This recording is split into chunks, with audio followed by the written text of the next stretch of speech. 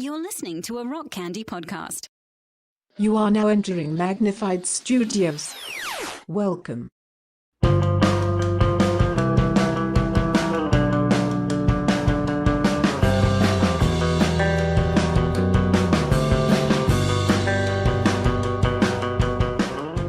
Coming to you from Magnified Studios, Magnified Pod presents It's Hard to Find a Podcast.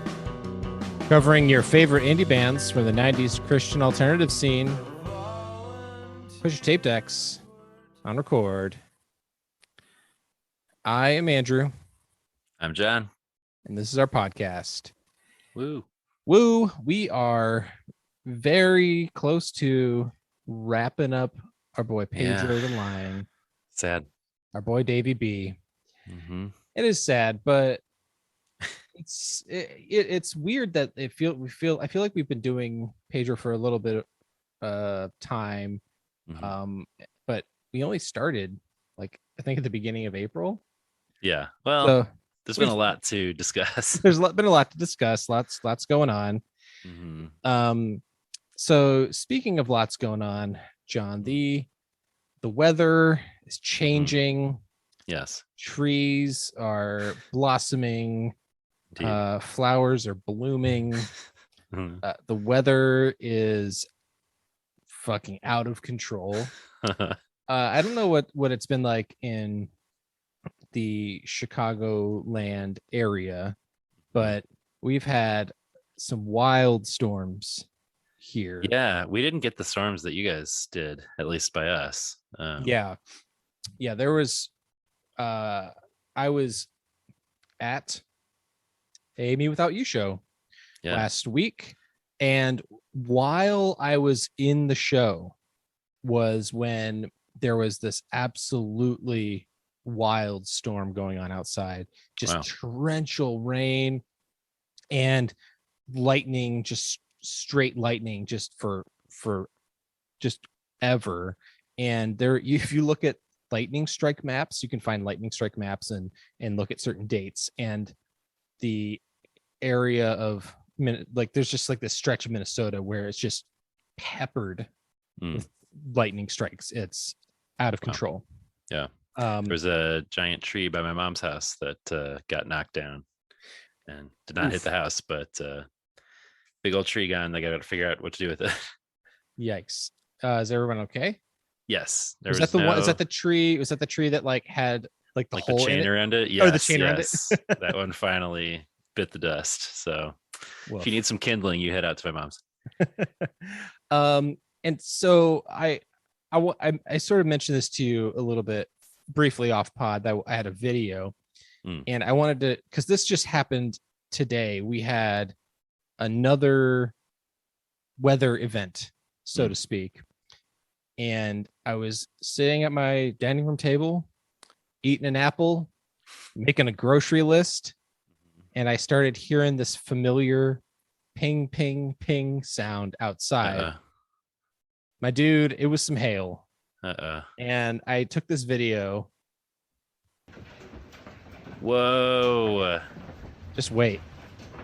Those look like golf balls. Jesus.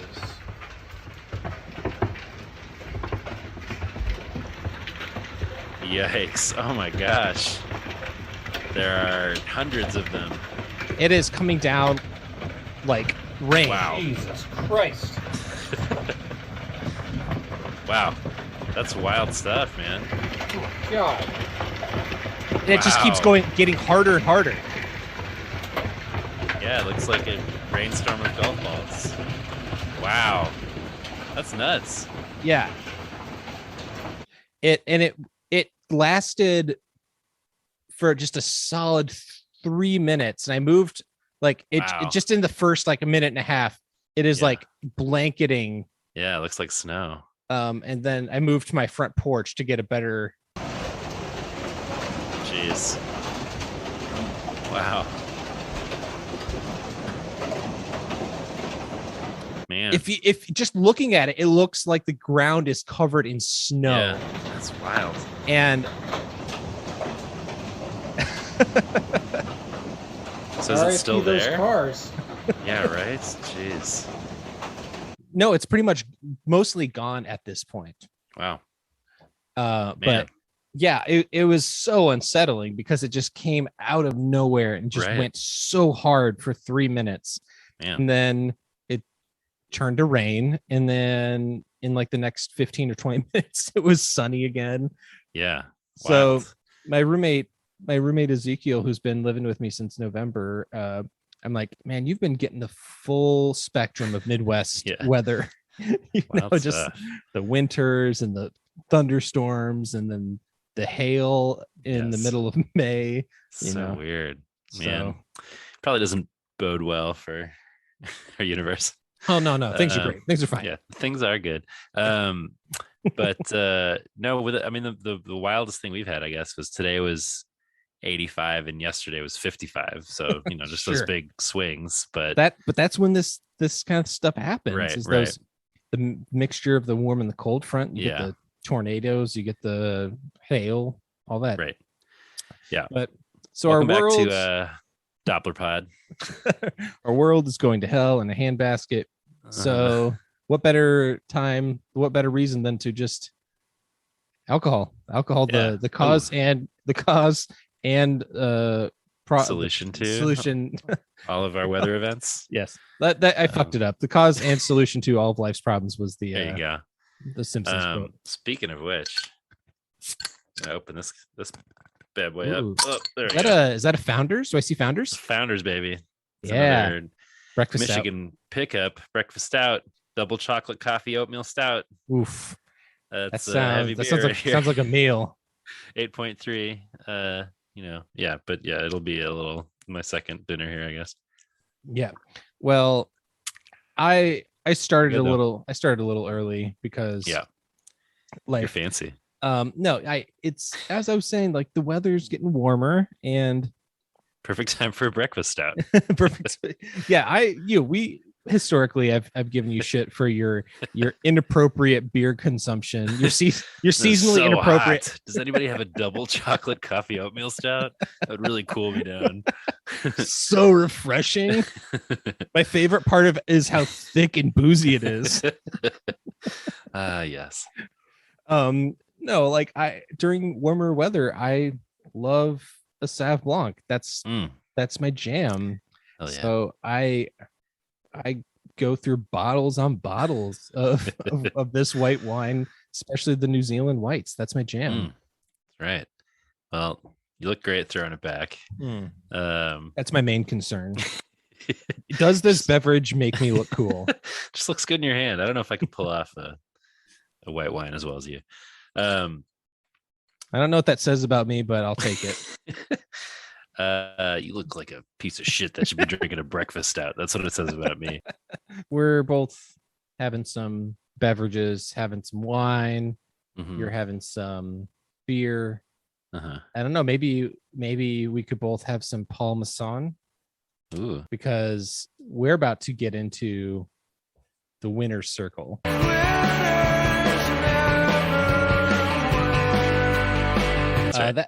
The winner's circle this week. We are back with the winner's circle after a couple bummer weeks of the Losers Lounge. Yes. And I talked about that particular brandy because it was a shout out and a lyric in a song off the new Kendrick Lamar record, Mr. Morale and the Big Steppers. And it's been a long 5 years without our dude. But You know what? He makes a point to talk about that in a number of ways, that people waiting on him and everything. But right, John, I think suffice it to say, we both love this record. Indeed. I even texted you and said it's easily my number one album of the year so far, which we're coming up on halfway through the year, but at this point it's hard for me to imagine too many others topping this record. I just think it's amazing. It's so dense and rich and there's it's so a lot much. Like a breakfast stout in that way. Do you think he'd appreciate that? No, but we had been talking about it coming out and how we were excited for it. and there hadn't really been that much talk about it until like right up until it was coming out. Right. And I was like, well, it comes out at midnight. I'm already up. I'll just listen to the first song. And I was just like, holy shit. When I heard the first song, I was like, I'll listen to the next one. The next one was like, oh man. And then I just listened to the whole thing. And so I went to bed at like 1:30 and I was so hyped up and I was just posting on social media all these clips from it. But I was just like, it really blew me away. Like, how do you top his last album? Won a Pulitzer Prize, which is like not what most artists can say. And so he did spend a while on it. And I don't know. I think Damn was totally worthy of a Pulitzer Prize. Amazing album in a lot of ways, but I feel like it feels like more of a Pulitzer Prize album to me than I'll like throw it on and listen to the whole thing in the way that I think To Pimp a Butterfly is still probably. T-Pab is like an all-timer. It's a masterpiece. Agreed.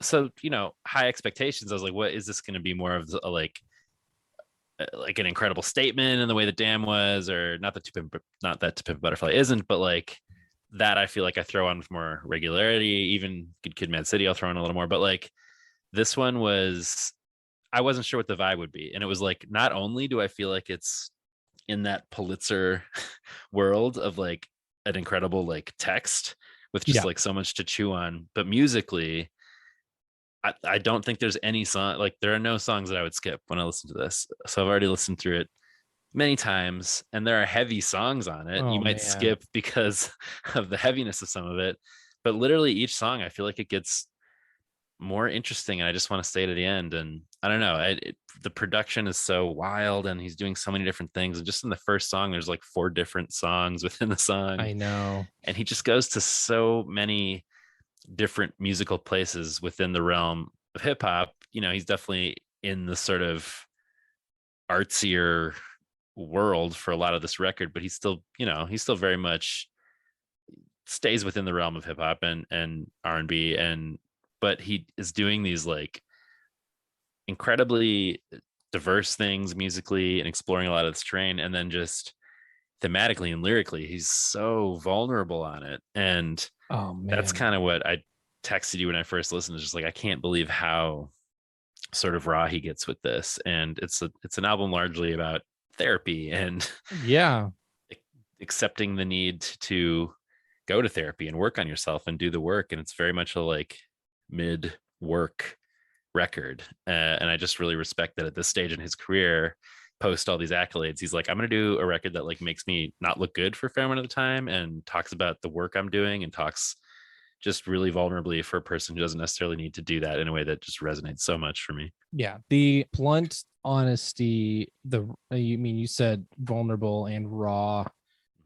This is the opposite of what people tend to think about what rappers talk about. This is not him hyping himself up. Right. And I think in a way that's in part to countering the savior complex that has been that he's had because of the way people have talked about him and the way that he's been heralded as like some sort of god or whatever. Yes, he's clearly a brilliant writer, but like there's vulnerability on all of his records. It's not new, but this one there's something so very different. Talking about all of the ways that he has fucked up, whether it's infidelity or some of the ignorance that of things that he used to believe when he was younger, talking about issues related to his dad and issues of masculinity and being able to be emotional. And there's so much to unpack in all of this. And I love the chiastic form, I guess, that this album takes. People are talking about how it sort of mirrors itself, that you can sort of because there's two, it's this double album essentially, and one side of it is far more of a bummer than side two. The side two feels a little bit more hopeful. Yeah. And we talked about like on this podcast a lot that so many dudes just go to therapy. Right. Please just go to therapy. Yep. Everybody just needs to work out their shit. And how this album opens and closes talking about like I grieve different is essentially how this record opens. Yeah. And ending with him choosing himself. Mm-hmm. Yep. Which is a powerful thing. Like he's like, look, I have a lot of stuff going on, and you guys also do. You should be more concerned about yourselves than what I'm doing and when my new album is coming out or what I've got going on in my life. Right. And it's him advocating for everybody to also have their own level of introspection and to work on themselves and be more concerned about their own lives. Yeah. I think I wasn't necessarily expecting to say the sentence, but it pairs pretty nicely with Pedro the Lion. Like it feels very much. I was thinking the same thing. Yeah. We're talking about, there's a lot of childhood references on here. Yes. and obviously talking about grief and there's some great parallels between this record and the one we're going to talk about today. Yeah, we just talked about how Dave described Pedro as being grief music, and the first song on the Kendrick record is United in Grief. And as you said, I grieve different. And I'm just like, man, when he said that the first time, I was just like, ooh, like just hit by it, where it's like he's talking about his own grief. Maybe he grieves different from others. He grieves different now than he used to. He's talking about the grief that we all experienced in the last couple of years, and just I just was so struck by in the song Mirror, like you're saying at the end, that he goes on this journey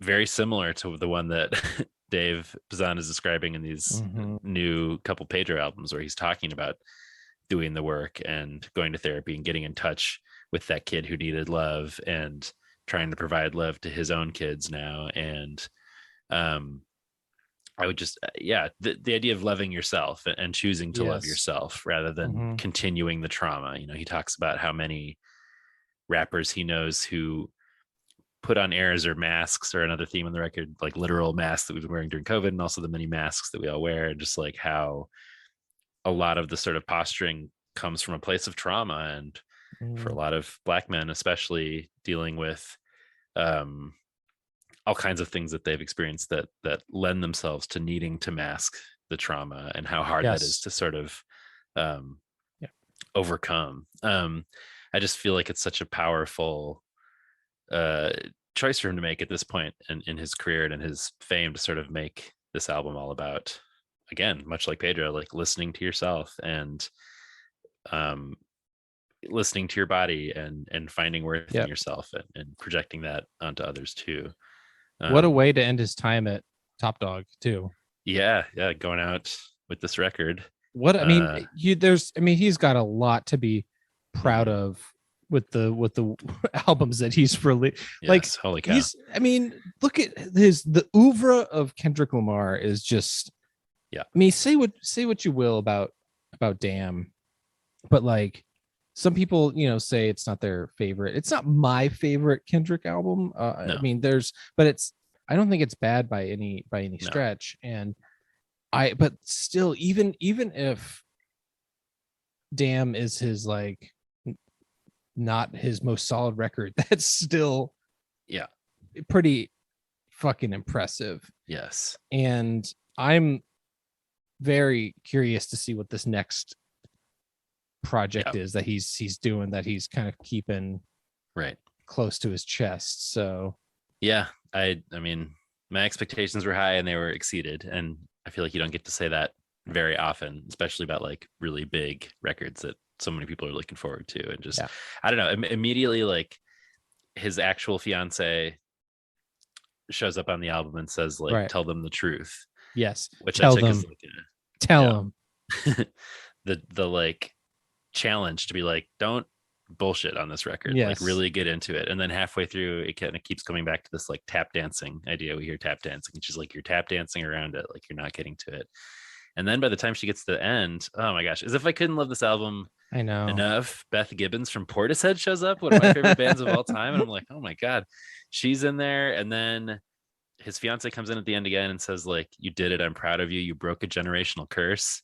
Whew. And like his little kid comes in and says, thank you, daddy. Like, boy, I was like crying tears at 1:30 on my couch listening to this thing, just like blown away. And I really cannot recommend it more highly. So I hope everybody, maybe we should briefly mention that there has been some controversy around some of it, including the song Anti-Diaries, which I told you about as one of my like first takeaways from it. Is just like how powerful I found that song to be, which is largely about like his experiences with two members of his family who are trans, and how he has sort of come to understand who they are and what was happening in a way that he didn't necessarily when he was growing up. And that there was, I feel like there's a parody of the sort of Macklemore, like, how in pop starts like, I'm not gay, but if I was, I would want equal rights. Like it could go that route where he's like, look, I was always great, I always liked them.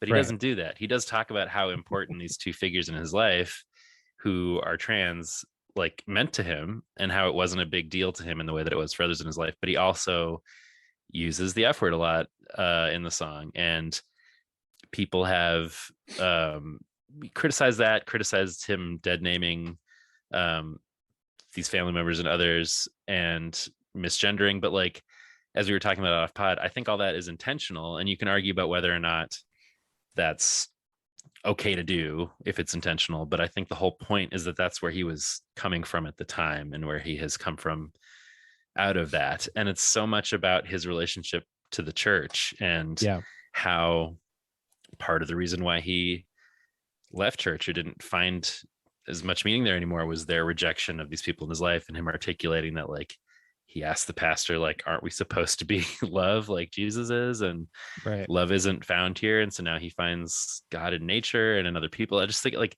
that just it was a resonant thing for me, given how much we've talked about like church history, especially around rejecting queer people, and his articulation of that experience. I just found to be really powerful. I understand the aspects of it that might be troubling for people, but I think on the whole, I found it to be like incredibly powerful. Right. But it's also what I was also saying off pod is that this song isn't meant for people like us. Right. Like it's not meant for people in the LGBTQ community, because, and I understand that it still could be rightfully upsetting, but he's speaking the language of who he was, and also talking about it in a way that I think people who might not totally understand might understand.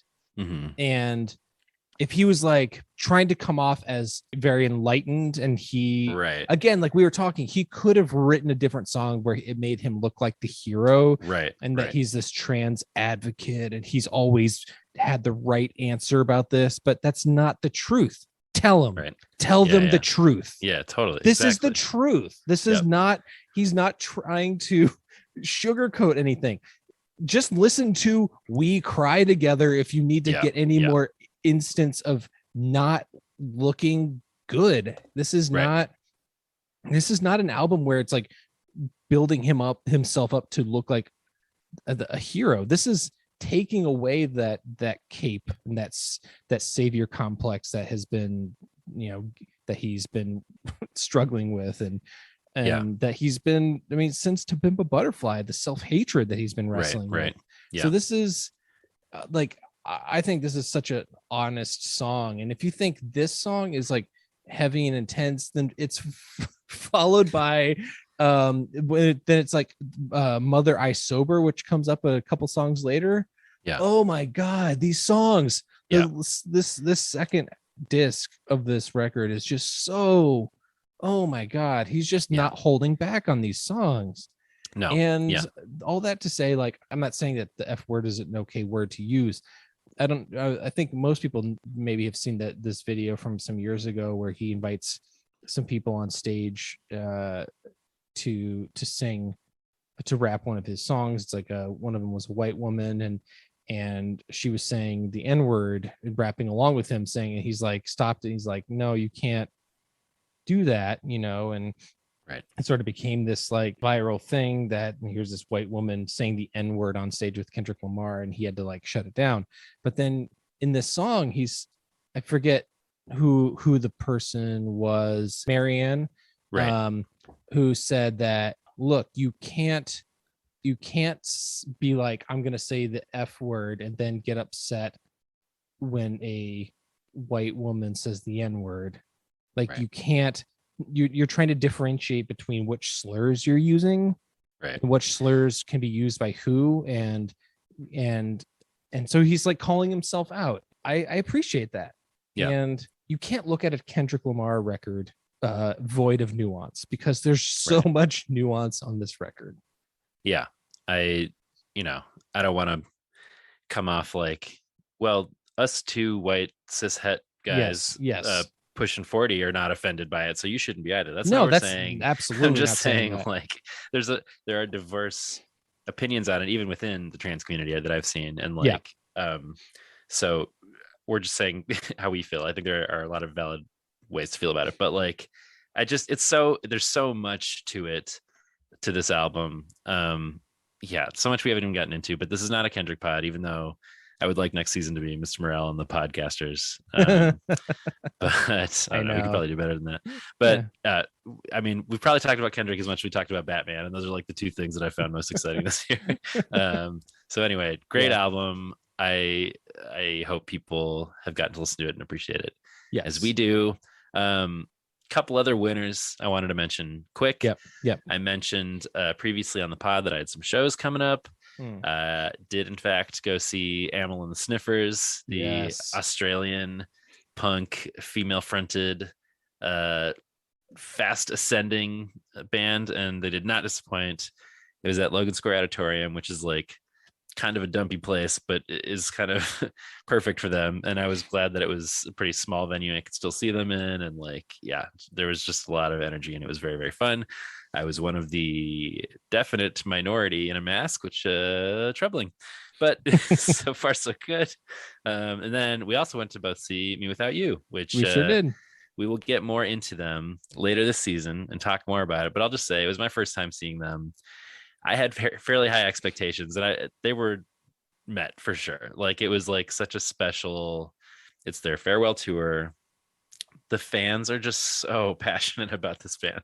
Yes. And I felt like daunted by them. That's probably the reason I've never seen them and really like never done the deep dive that I owe to them, because just like it feels so sprawling and there's so much to each song and each album. The fans are so into them, and I'm just like feel like over my head or something. But I wanted to experience it, and it was so fun. Even if I didn't know all the songs, it was like just a great sounding and very powerful, and people were so into it. And like, I looked at the set list of the Chicago show versus Minneapolis, and I gotta say I was very pleased that we got Wolf Am I, which that song just rules so hard. And I was sad they didn't have it there, because that was like a highlight for me. It was like Shadow Am I, Wolf Am I live. Like, it's just so fun. I know there were a number of songs I'm like, it was still a good show.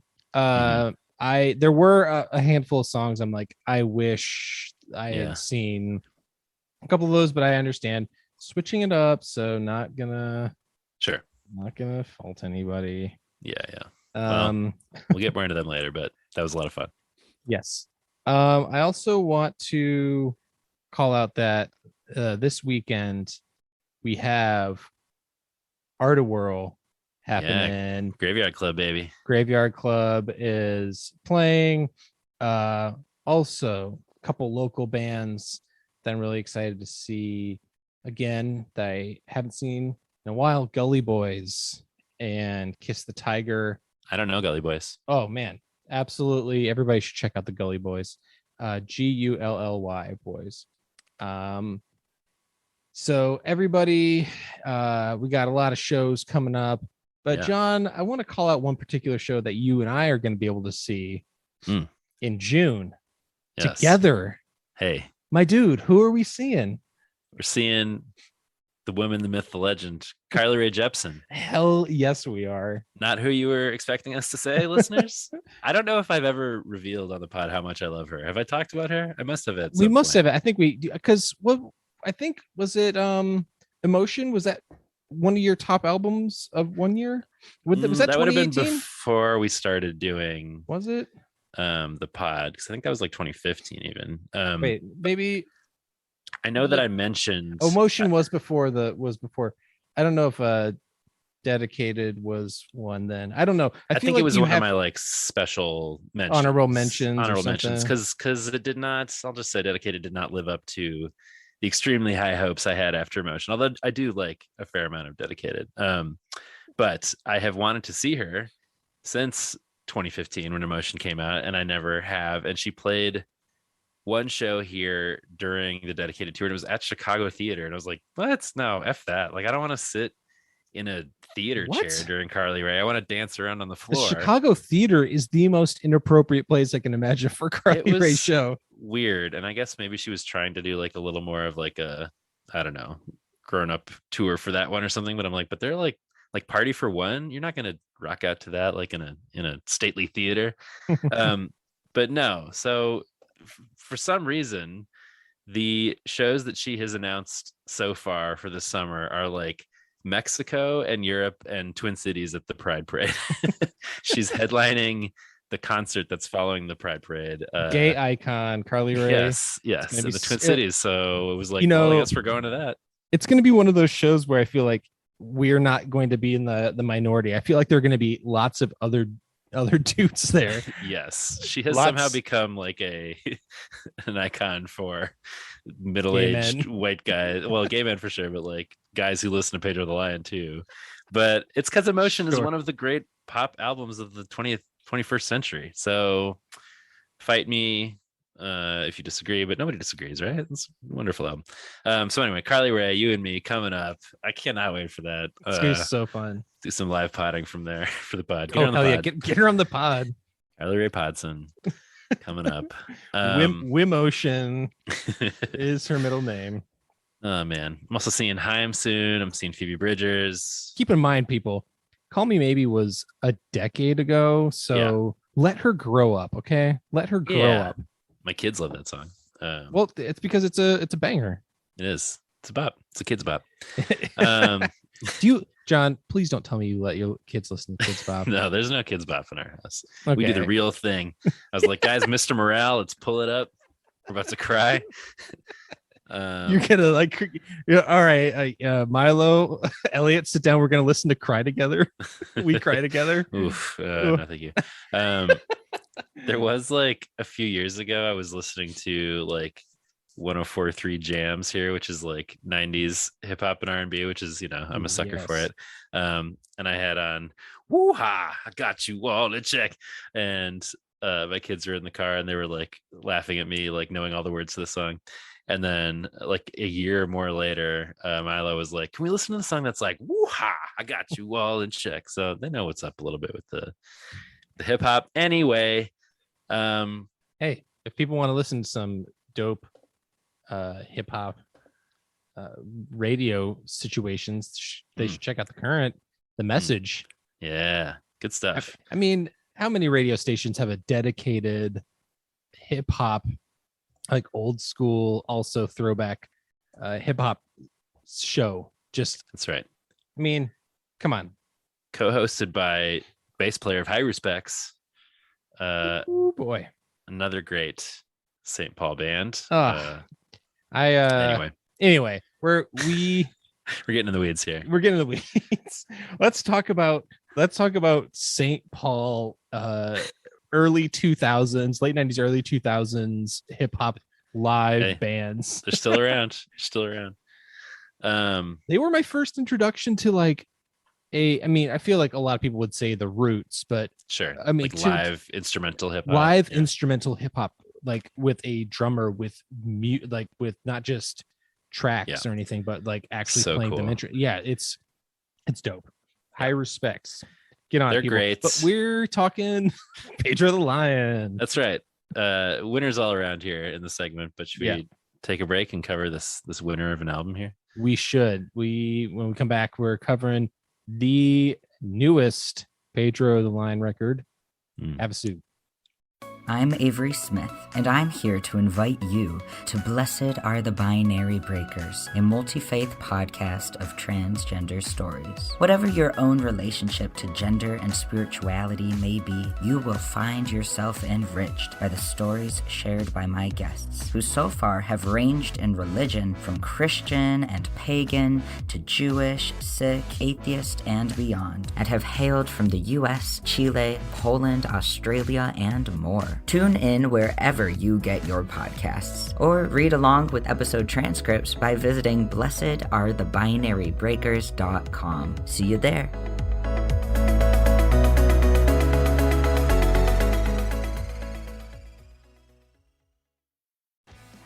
Hey, John. Hey. Have you heard of Small Step Records? The name is familiar, but tell me more. Well, Small Step Records is a faith-based DIY record label with bands that are melodic punk, pop punk, easycore, emo, and ska. And they have some new albums and new bands releasing records right now on all streaming services. You should check them out. Andrew, not only that, Ooh. they are Magpod's first official sponsor. Oh, really? Starburst's got nothing on these guys, all right? These guys are the real deal. The tagline is love God, love others, listen to pop punk. You can go to smallsteprecords.com, check out the cool records and merch and bands they have, and we will be, through their generosity, offering some giveaways in the coming weeks and months on our socials of some of these Small Step bands records. So keep your eyes peeled for that. Also, John, unlike some record labels, which may have come up over the course of the podcast, the artists on Small Step always keep 100% of the rights and ownership of their music. Yes. So any money that goes to Small Step goes directly back into supporting the bands. This is a label with integrity, so you love to see it. Love to see it. Small Step. Check them out. Smallsteprecords.com.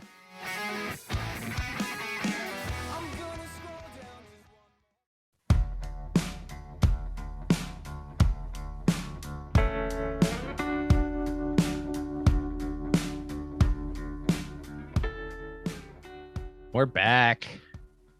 I'm excited to talk about this. We are talking Pedro the Lion, talking Havasu, talking part 2 of 5.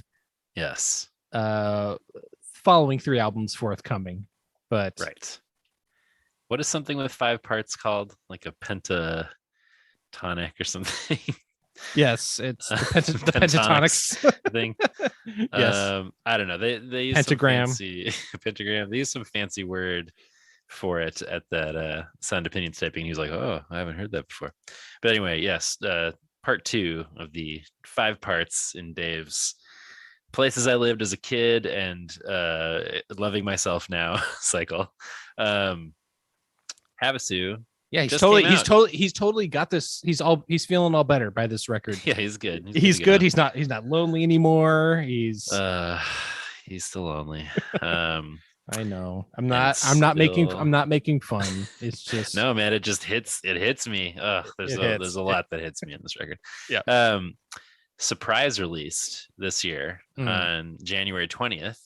Nobody knew this was coming, but he had it done for since summer of 2021, but apparently the label was like, we'll make a bigger splash these days if we hold off and kind of can have a little cycle around its release, which I think proved successful. Released again on Polyvinyl Records, and it's been another one that's been very warmly embraced by sort of the indie music worlds. Good reviews all around. I'd say pretty close to Phoenix's, if not quite there.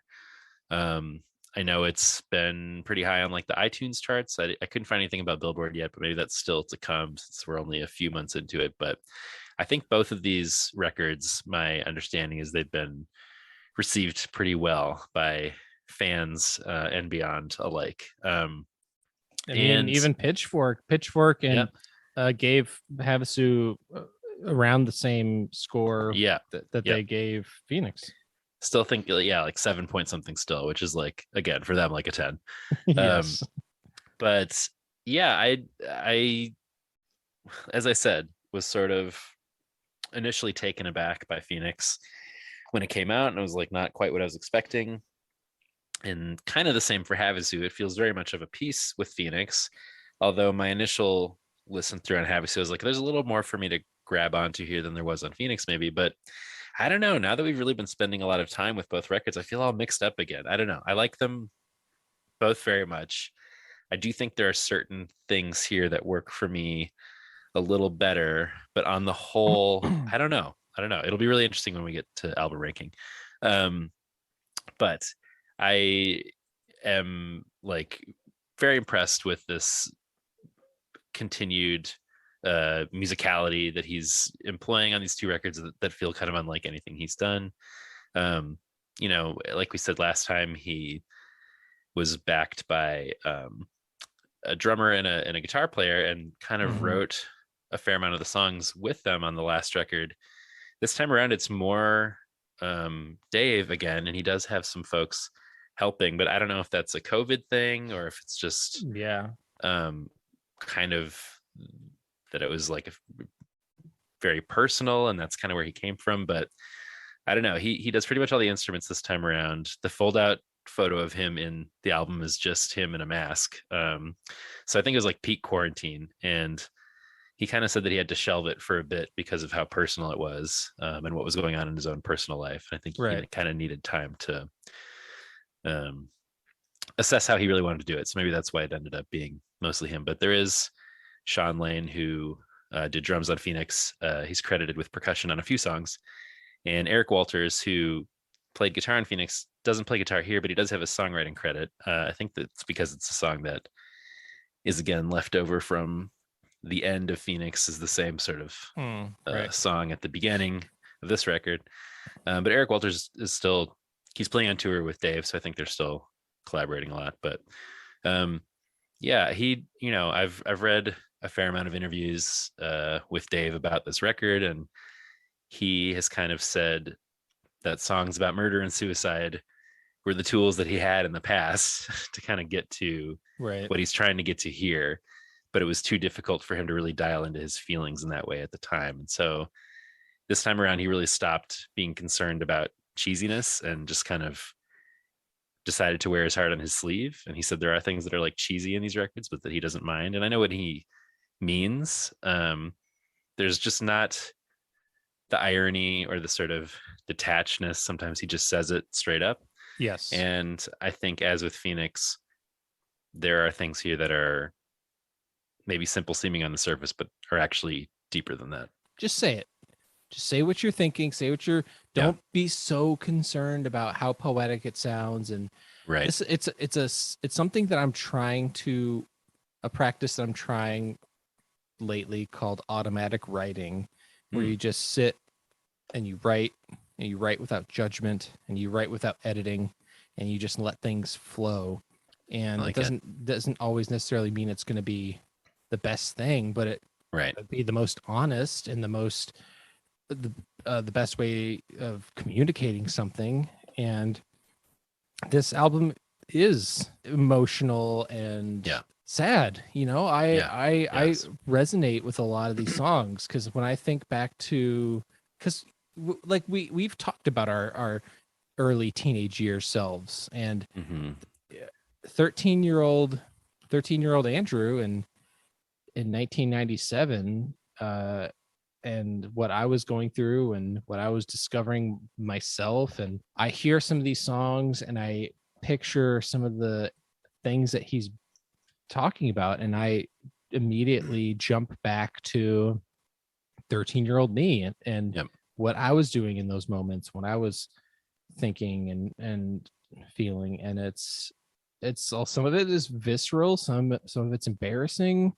And this is why we made that connection between this record and Pedro and Kendrick, because it's he talks about like, oh man, I wish I could say something cool.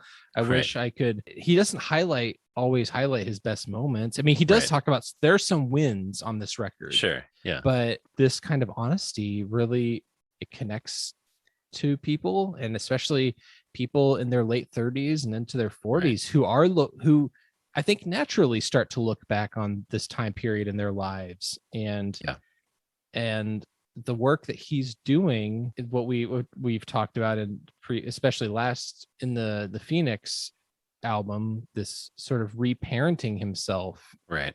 And that is some emotionally difficult shit. And it was an emotional album for me after the fact, as I continued to process the album after we talked about it. I had a really weepy therapy session talking about some of the songs, because it stirs stuff up in me. And I'm sure this album, as we talk about it more, will continue to do the same, because this is I know it's a new record for everybody, but diving into these Pedro records, it's a lot of this has been new experiences for me, and kind of where I am in my life, looking back on some stuff and hearing all this, the smiles, all the tears. Sorry. John, I give you a full pardon anytime you want to throw out some MXPX lyrics, even when you're vulnerably expressing yourself. Even when Wimotion is my middle name. Yes. Well, Wimotion is very much Dave's middle name on this record. Even more than Phoenix, I sort of imagined that you would resonate with a lot of this. I mean, a lot of the things that he talks about here feel like things that you've expressed. And I know we talked last week about, the things you've talked about sort of paying attention to your body and listening to yourself. But here I feel like he really gets into some of the guilt that the particular kind of theology he was raised in sort of messed with him, and how that worked out. I totally understand why these would be emotional records to go through, given a lot of what we talked about. And there are some songs where it's like obviously emotional, but there are others why I can't even articulate why they really hit me the way that they do, other than he just paints the scene of that particular age in such a specific way that, like you said, puts me right back into the same situations, just really hits me. It's kind of rude, actually. Rude of him to know how I felt also as a 12-year-old boy getting my feelings crushed. He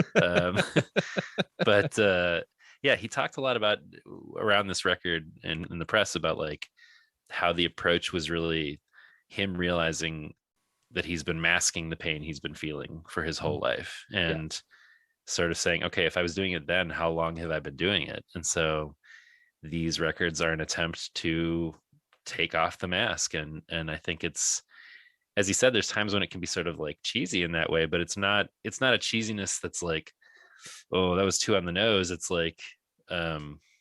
just a vulnerability that we're not always used to sort of hearing, right, at least in this sort of rock world. And he planned to have it be sort of sparse and synthy, but ended up transferring a lot of those parts to electric guitar, and just felt right, is what he said. So I like the vibe again. I think it sounds great. It's a good balance of synthy stuff and guitar. Yes, I think that's why I initially thought Havasu's more for me, because even though there are those great Vangelis-esque synths on Phoenix, which we should say, you just learned today as we're recording, R.I.P.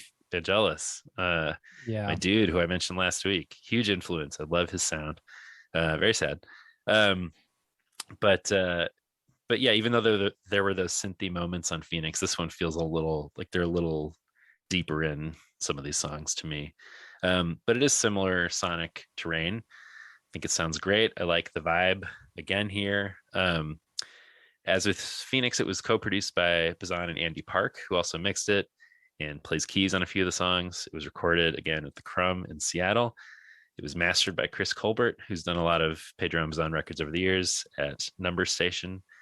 And it's more of, as you said, him talking to himself as a young kid who wasn't able to sort of reckon with who he really was or talk about how he was feeling. And it's now connecting to him today, trying to undo that and parent that kid, and still today try to talk about how he's feeling and reckon with it now. So I I'm excited to dive in. I have a lot of notes again. Why don't we get into it? Let's do it. Opening track, Don't Wanna Move.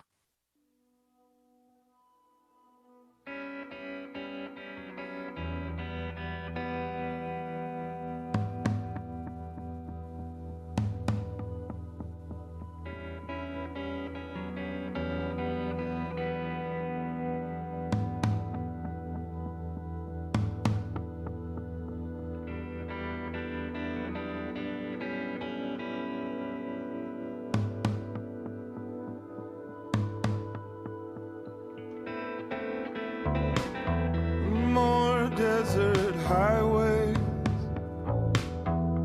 in the heart of a 12-year-old who can't spot misdirection, can't risk more disconnection. Two kids, mom and dad. Mom shoot out backseat glass. More rain than the cloud can hold.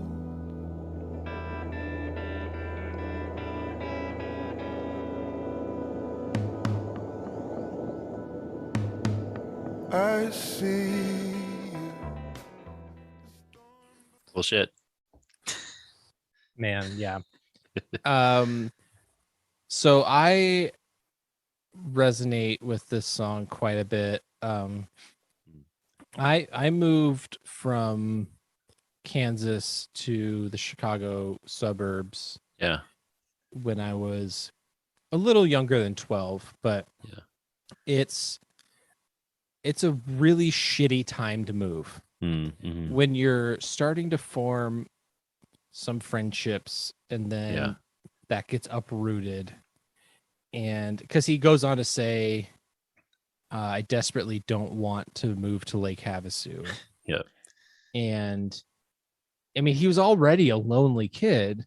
Right. And to like start over in a new place and go into a new school and everything, it's just, oh, what a shitty age to do that. I hated it. I think it was the one and only time. I don't remember this, but my parents recall it. I think it was the one and only time I told my parents I hated them. Oh, wow. Yeah. Because I was just like, I felt like betrayed. I felt like, how could you do this to me? Right. Yeah. Yeah. It's tough. I mean, as you said, for kids who are already sensitive, young Dave, that kind of dramatic life event, I'm sure, stirs up all kinds of things. And so his family is driving from Phoenix to the new home in Lake Havasu here. His dad moved away for, I think, another church call is the idea. But he used, again, like, there are these simple metaphors throughout that on the surface are like, okay. And then there's so much to them ultimately. It's the beginning of him not expressing how painful it is for him to move right now. Mm-hmm. He probably should have told his parents he hated them. Instead, he kept it inside. And I think he sees this as kind of a demarcation of that's when he sort of learned to navigate that way and how harmful that was ultimately. But he sees this storm building outside the window, and we get some of the sound of like that building storm coming in at the end of the first verse. I think that's really cool. But yeah, the pre-chorus is more rain than the cloud could hold. I see you. The storm blows into a flood, then disappears. The thirsty desert drinks it in. Miles down below the skin, endless hidden reservoirs. So again, this is like hold it in till your heart turns blue kind of stuff. Totally. Yeah. It's all that kind of stuff. Probably even more on this record than the last in some ways. And he is, using this cloud and this desert holding this rain as a, this contained storm is a metaphor for how there was an emotional storm beneath the surface for him, but he didn't let it out. And he hides things beneath the surface, like the sand drinking up the rain. And it's just, man, I don't know. It's like again, sort of like deceptively powerful idea. And, by the time he gets to verse 2, it gets pretty devastating. He says, Bred to believe, taught to obey, heard the call and moved away. I prayed and cried and cried and prayed, still pissed off, still in pain, still keep it hid and grit my teeth like you showed me. Still hope it's not too late for someone to know me. Wow. Like, yeah. You go from this because you have both of these. You have the super poetic, beautiful imagery of the desert, and then he's just like, I'm fucking sad and I'm holding it in. I'm pissed off, you know? Yeah. It's one of them is like the painting this image, and then the other one is just like straight visceral. Right. Yeah. And the fact that he's naming like his family and the culture that he comes from, being like taught to obey, you know, like hid and grit my teeth like you showed me. Like, that is tough. And maybe his dad didn't want to move. Maybe his dad didn't want to do this, but he's just you push it down and you just do it. Yeah. And again, the themes of Phoenix are still very much themes here of still hope it's not too late for someone to know me. I think he's talking about him as a kid and him now. Like it's still about this search to know himself, whether it's him knowing himself as a kid or today or connecting with other people. But I just find that verse particularly devastating. Musically, it begins with the same chords that Phoenix ends with. And at first when I listened, I felt it was a little seemingly kind of aimless, like kind of that meandering style that took me a while to hook into with the first record, but I feel like it settles into more of a sort of driving groove with the chorus. Although it's still kind of like a swinging rhythm rather than a straight rock sound. There's all these cool textures throughout. Big Texture Boys. The guitar is doing cool stuff. I like the bass line a lot, the doom doom, and the drums are doing cool stuff. There's a lot of really interesting instrumentation on this record, as there was with Phoenix. And at times when I'm like, where is this going? It sort of meshes together in a way that maybe I wasn't expecting. And I'm like, oh, I'm into what he's doing here. It just took me a minute. So I don't know. I like it. The guitar tone also, it's great. Always good. But what differs from this record and from Phoenix is that not a lot of big hooky choruses like we had on Phoenix. And I'm not saying that's demerit or anything. That's just an observation that he's going with maybe a little bit more, things are a little bit more restrained, a little bit more pulled back or subdued. Right. Yeah, for sure. There's sort of a Yellow Bike analog here, but in terms of that big hooky sort of hard rocky sound we were talking about, there's not much of that in this album. No. Shall we move on to Too Much? Let's do it.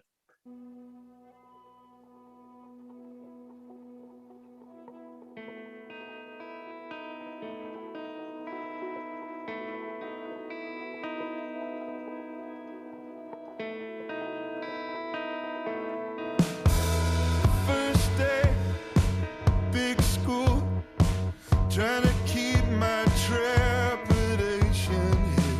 Shrink along the corridors, feeling out of place, feeling like a fool. So you're the new kid, you're kind of cute. What's up with you? I wanna say something cool so bad, but my face goes bright red. Too much desperation for a casual conversation. Way too much information to try and bridge the distance at all.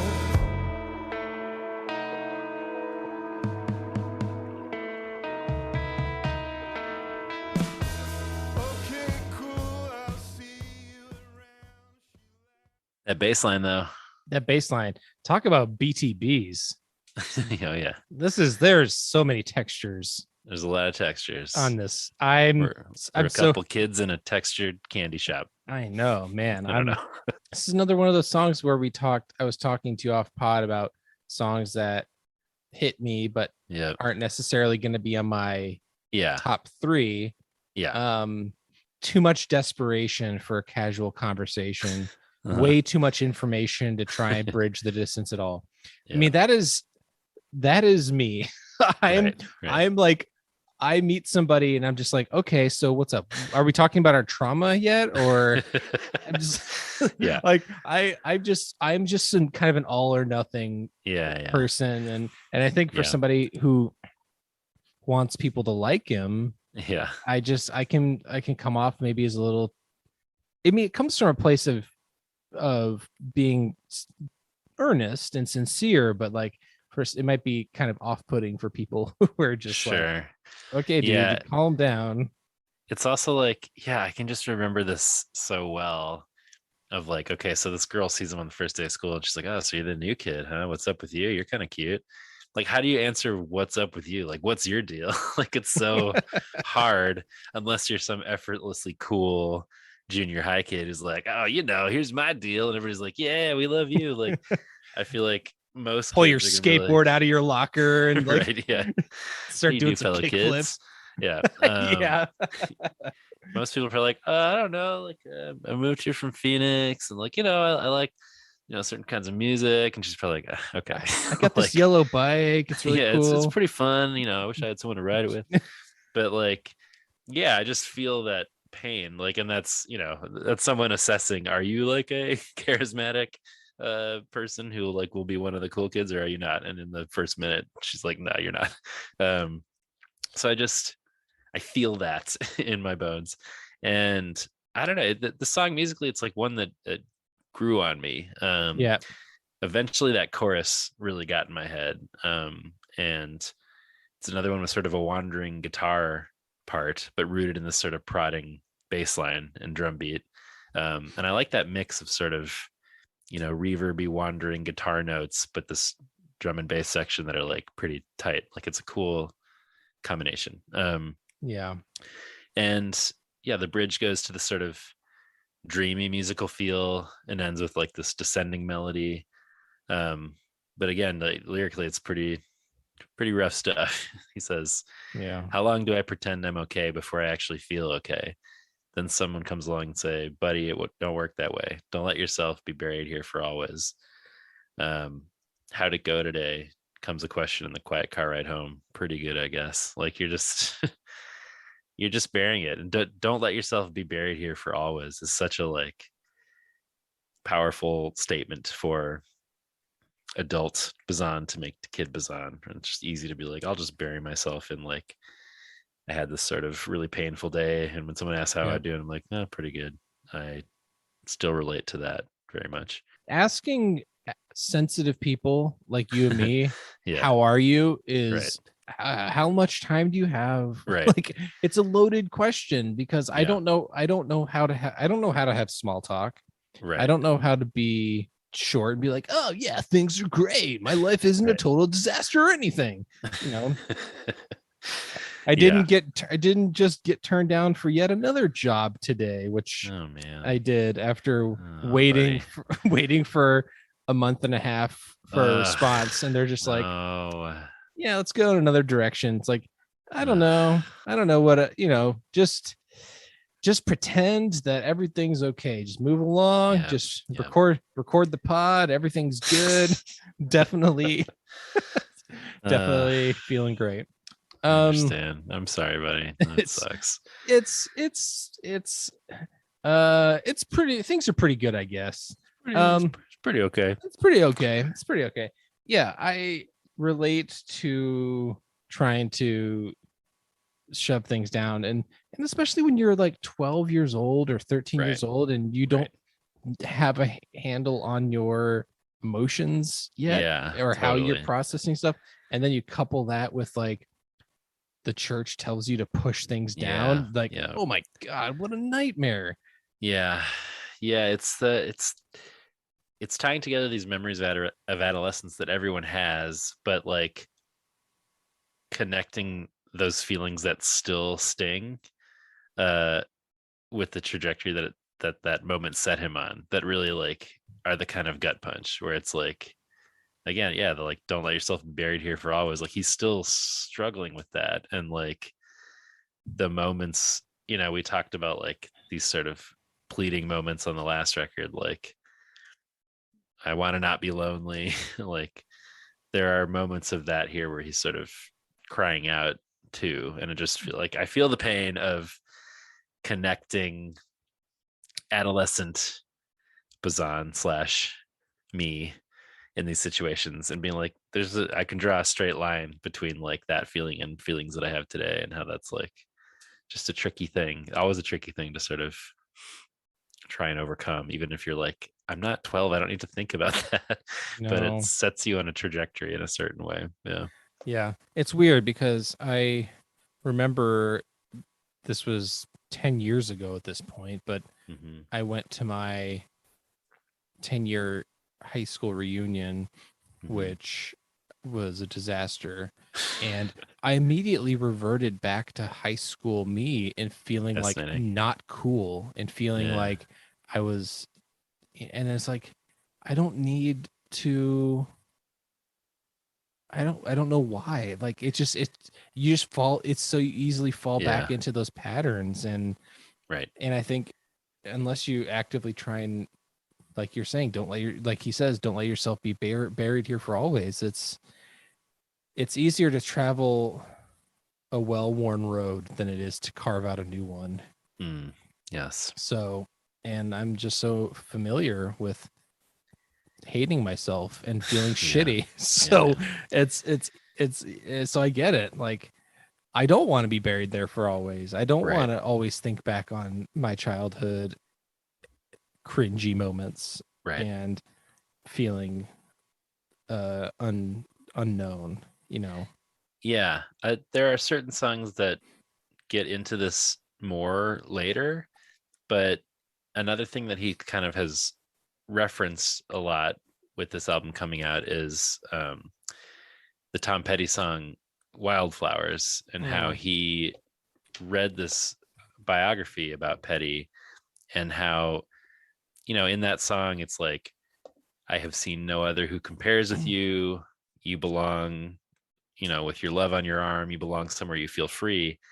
And his therapist was like, Petty's therapist was like, who do you think you wrote that song about? And he's like, I don't know. And he's like, I think you wrote it about yourself. And he like took him in and he's like, yeah, I guess you're right. It's almost this, like, Bazan described it as like a scandalous, almost like self-love that you don't feel permission to give yourself. Resonate with you. I am gonna cry about this next week in therapy. Yeah, well, because good, I guess, because do you know how much I love that album? It's so good, man. I mean, that's probably Petty's like most vulnerable album. My god, I love Wildflowers so much. I love that record so much. But thinking about that sort of self-love, oh my god, to be able to feel that, what is even that? What even is that like?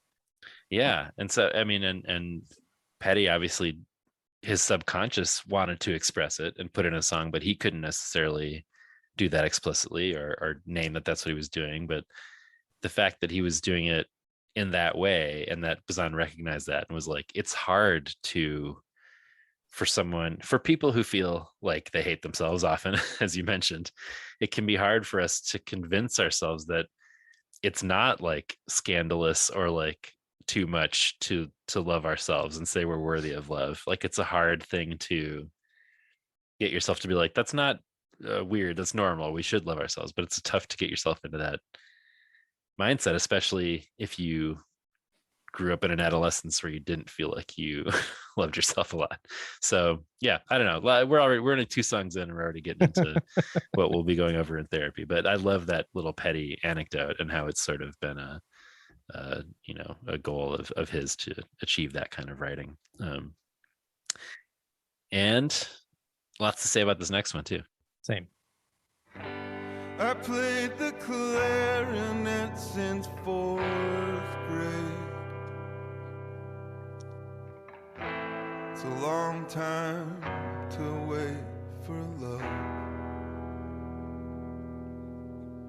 'cause ever since Beverly Hills Cop, the heat is on. I longed for the saxophone.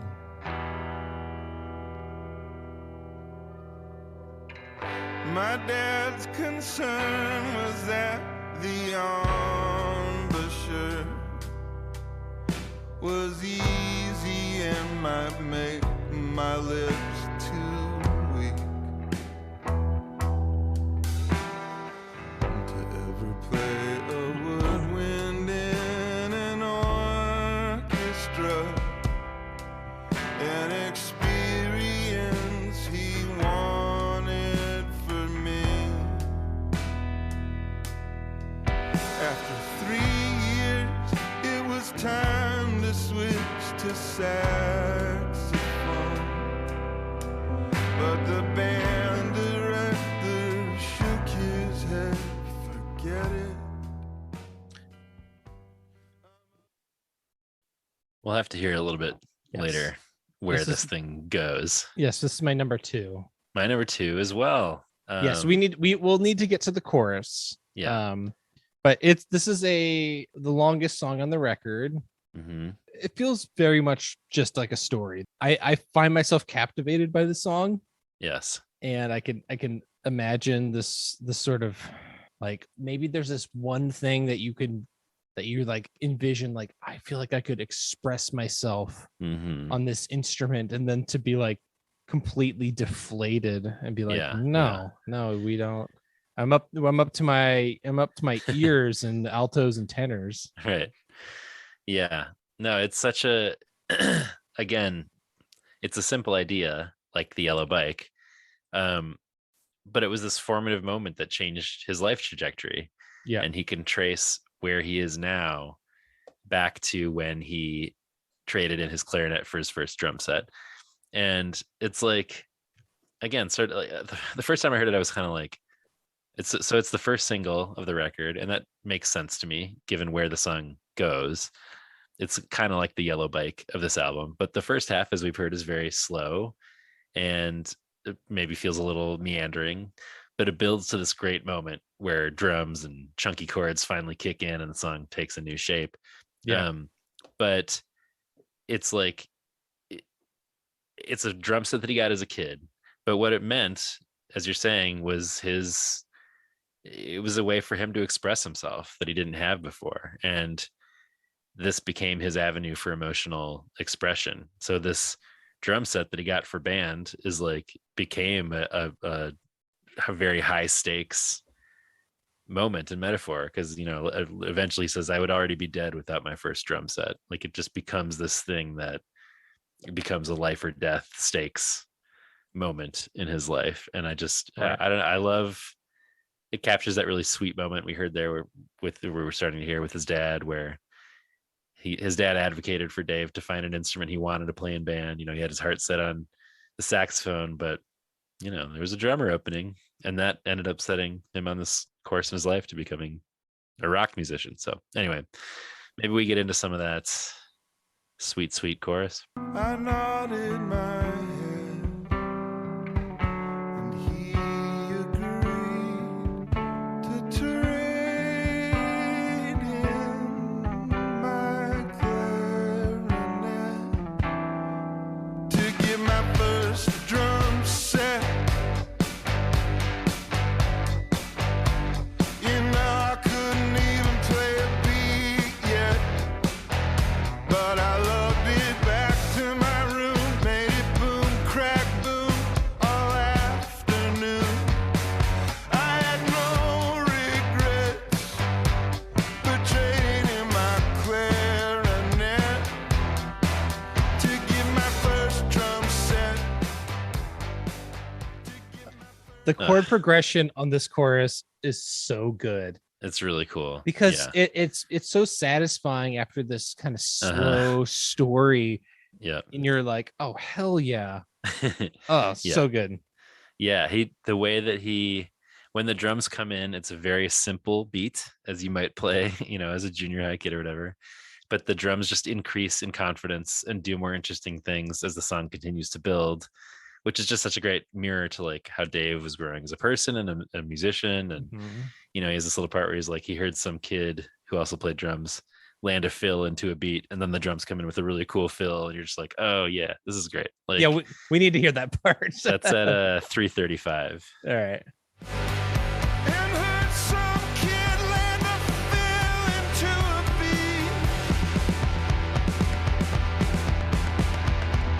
Oh, so great. So cool. It's so cool. This is the thing that like I feel like we were talking about. Oh, maybe this could be a little cheesy or on the nose, right? But that fucking rules. It does. It really does. So cool. If you give yourself over to what he's doing, it stops being like cheesy or on the nose, and you're like, oh, I get. It's actually incredibly moving. You know, like there's more. Yeah, I don't know.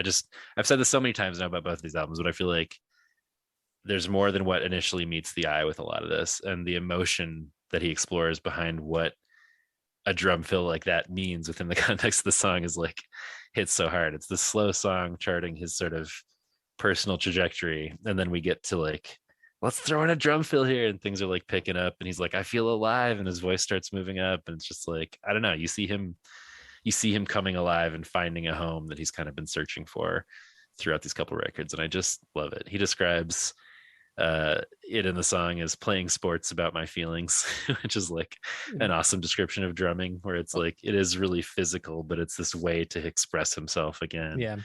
It also sort of reminds me about that quote, writing about music is like dancing about architecture. Yeah So it's so like true. it's sort of, I understand that this is a little bit of a different kind of like, he's saying it is physical activity, because he says being in my body, not in my head. Right. Yeah, totally. That's it, that he's getting out of his head maybe for the first time, but because he says I would already be dead without my first drum set. Yep. It's like, think about this. This kid is fucking depressed, and lonely and isolated, and he's getting out of his head for the first time. Right. Yeah. He's like, I can allow myself to play loud drum fills, like that unlocks something that I haven't been able to express, and I just love that idea. I love this song. I also find it moving that he's been writing these songs about his dad, that he actively has a challenging relationship with, right? And he's writing about that, this song that his dad's like co-signing him doing this, and his dad's kind of a hero in this song, because totally. Like, he's like, what do you want to do? Like, you know, they have this sort of unspoken understanding or moment where his dad's like, yeah, let's do this. I know you don't want to play the clarinet anymore. Right. Let's find you something to do. And I think that's amazing. I love that. Yeah, totally. Yeah, I find it inspiring the way that, as we talked about last time, you know, this guy's a professional musician, and that's a level on which they've always been able to connect. And like, it's such a professional musician thing to be like, I don't want you to play this. Like, your embouchure needs to be better. Like, you can't have weak embouchure. Like, it's just such a funny concern. But that in that moment, he's like, isn't there anything else? And he's like, oh, the drums. And it's like, a lot of parents might be like, oh, the drums, I don't know. Or like, you know, this guy's a worship pastor, might be like, it's too secular. I don't know. But the fact that he's just like, yeah, I'm going to say yes to this thing that my kid needs. Like, he can sense that. And it ended up being such a huge thing for Dave, and Dave rules on the drums. And so thanks, Dad. I wonder if there was this understanding where like his dad knew, we just moved to this new place. Totally. I took my kid away from this place and brought him to a place he didn't want to go. And it was like, maybe he was conceding like he definitely needs a win. He needs something that he can be excited about. Right. Yeah. Well, he was right. We should mention the video briefly, which we have called out on the pod before, but very artfully directed by Cody Cloud, who's worked with Dave for a long time. But it continues this theme of featuring kids in these videos. In this case, it's Hazel, who's Dave's friend's kid, and she's driving through the desert and arrives at Havasu, just like Dave does in the album. And she starts seeing these drum sets on the side of the road. And when the drums come in, it cuts to her playing the drums across the desert next to Lake Havasu. It rules. It really captures. There's something really powerful about seeing kids in these videos act out some of these themes of these songs about adolescence in that specific moment. And I don't know, I think it's a really cool visualization of a lot of the sort of energy of the song. So yeah, great song. And great song. Another great song. Another great song. Talking about another great song. Space, space, space, space, space, space, space, space.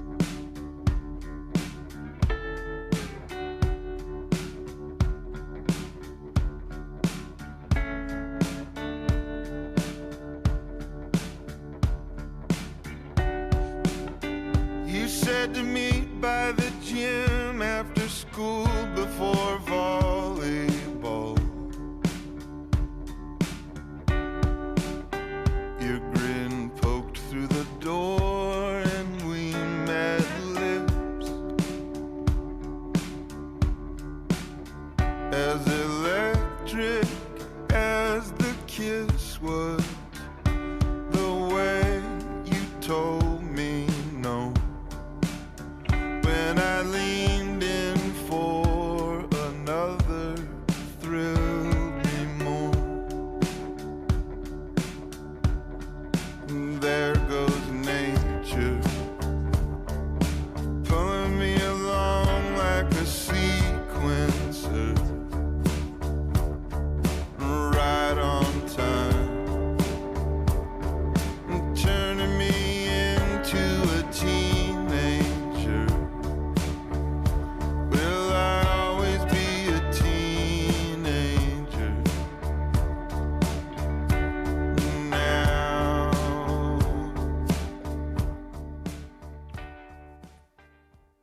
It's my number one. My number one as well. Yay. I'm so glad you like it as much as I do. Like months ago, I texted you. I was like, the song makes me cry. Teenage angst. Teenage angst. Oh It my makes me God. cry. And I can't even, this is one that I was like, I can't even articulate really why it makes me cry. But it's like, you already know I'm a huge sucker for this song. I just love that bass line from the second one. Then there's that cool reverby Oh, guitar. it's the guitar's so good. Bing, Ugh. bing, but it's like this whole metaphor of the sequencer, right? So it's like Yeah. things keep building. Tambourine comes in with the second verse, then there's harmonies on the second chorus.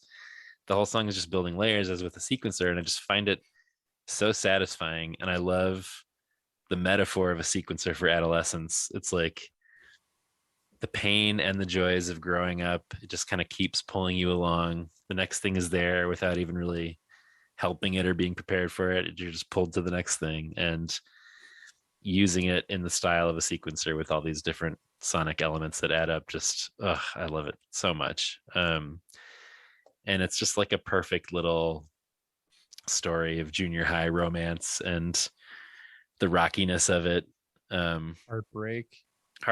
Yeah, much like Quietest Friend, I think, like you're saying, it really takes me to exactly that time and place in my memories of those experiences in my own life, and it just really hits me in that way. I don't know, it's his sort of simple explaining of that particular moment in life, recalling the thrills of early romantic relationships, but also just the crushing sadness that comes when those often fall apart like immediately, just really captures it for me in a way that devastates me. Yeah, and also the line "right on time," turning me into a teenager. Will I always be a teenager now? Right. Like, this dude is like just turned 13. He's like, oh no, is this gonna be forever? Right. Yeah. Already hates it. Already on the struggle bus. And even that's another one that I take as like a double meaning, where like as an adult, he's like, why do I still feel like this kid sometimes? Oh like, my God, will I always right. feel this like awkward interaction? Dude, you're right. Oh my God. I don't want to be a teenager is what he changes it to later. Which again is like a kid sort of being like, I'm not ready for this, but also as an adult being like, why can't I shake this girl who rejected me in junior high? Like, I don't want to make it sound like incelly and weird, like I can't shake it, but it's just like, no, I remember those so strongly, dude, that it's hard to ever have it leave your psyche. Oh no, for sure. I've been listening to these records. I've been thinking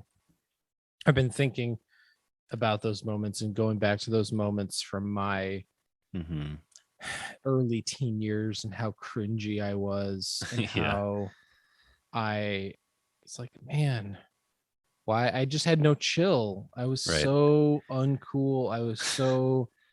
I was too earnest and sincere, and I need to take the Dave Bazan school of reparenting and like be like, dude, give yourself a break. You were 14, 15 years old. You were horny and confused and full of shame and frustrated and sad, like just like every emotion coming at you at once when you're this age. Yep. And the next song gets into this even further, but the idea that like you're looking, I mean, he talked about this on Phoenix too. He's like, he wants to share his life with someone. He wants to share who he is with another person. He's looking for these connections. Yeah. But he but like he's denying the connection to himself. And maybe that's part of why he's putting so much into these other potential connections. Like he is looking to make these relationships something maybe more weighty than they actually are in real life, which is another thing that I remember very clearly all throughout junior high and high school, where I take these relationships like so seriously, and like maybe some of the girls I was dating were like, all right, just relax a little. And but that makes sense. If you're not allowing yourself to know yourself, then of course you're gonna like look for it elsewhere, and maybe it's too much for other people. But even to the end of the song, there's sort of a hopeful, wistful revisiting of the whole thing. Is it hopeful? Well, it's not hope. Well, I mean, basically, so this girl, she rejects him after he thought they had something, as happens so often. And, she's basically like, hey, I'm sorry, Bill was wrong. Which, by the way, what's called with Bill? Bill gets called out here. I wish Bill, what's your deal?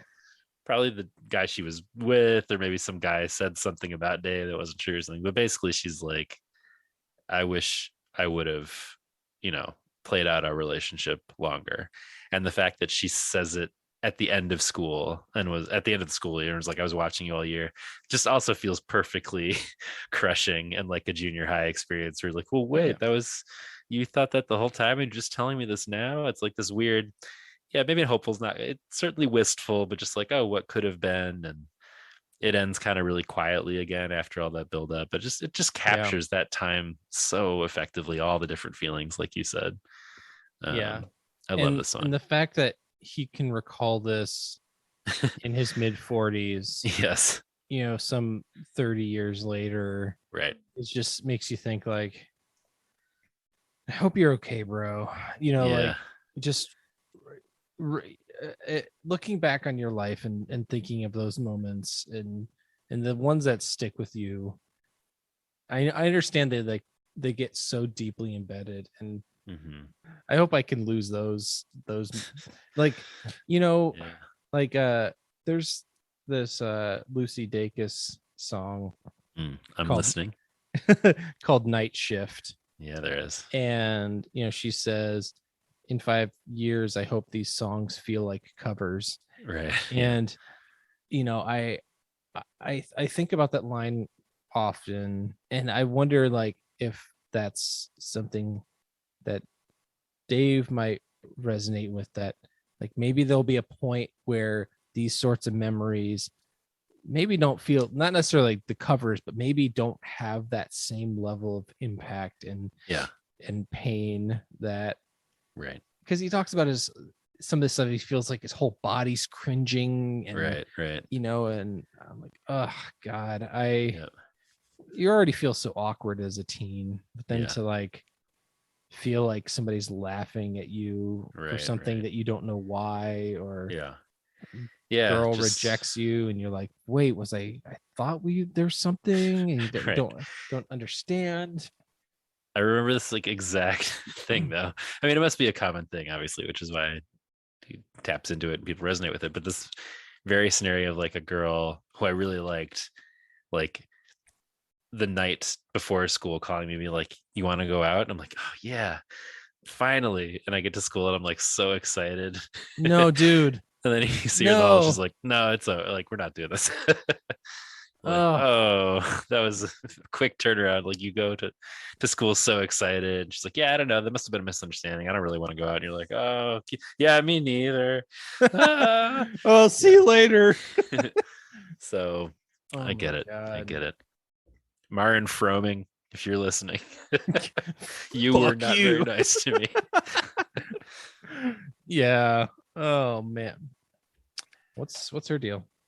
I couldn't tell you, but I have told you plenty of cringy things I've done on my end, such as breaking up with my Jewish girlfriend after the Billy Graham crusade. Yep. Because I felt convicted, but not actually having the nerve to say it. So I like put the phone up next to like a DC Talk album for a while.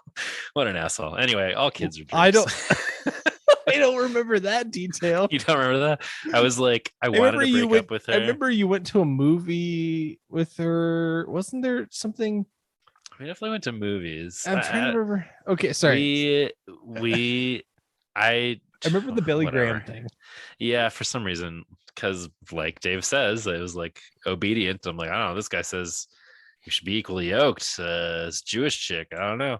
So like, but instead of having the nerve to actually break up with her, I was like, if I act like an asshole, she'll break up with me. And that's kind of what happened, but she was like articulating it as it went along, like, yeah, you're really being a jerk, so I guess I'll end this. And then years later, I wrote her a letter. We started hanging out as kind of friends again. I guess it was better, but she was just like not impressed with you or the like sort of Christianity you represented in that moment. And I'm like, yeah, that sucks. Anyway, just to say, it wasn't just me getting heartbroken. I was doing stupid things too. So anyway. Yeah. I don't remember. Maybe I've told this on the pod that I was like in love with this girl my sophomore year of high school.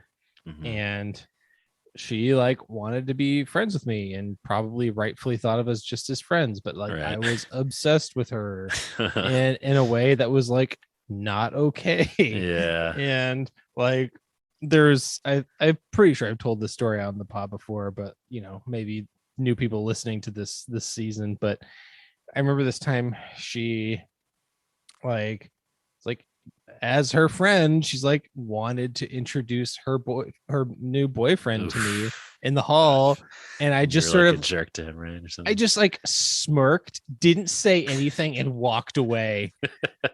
And she was like, later, she's like, "What the hell? Like, what was that?" And like, and that dude must have thought I was like a complete asshole. Right. This like, clown. I'll see you when you come to your senses. That was exactly the vibe I gave. And I'm just like, oh, usually doesn't work. Oh my God. What an asshole I was. Completely unbearable.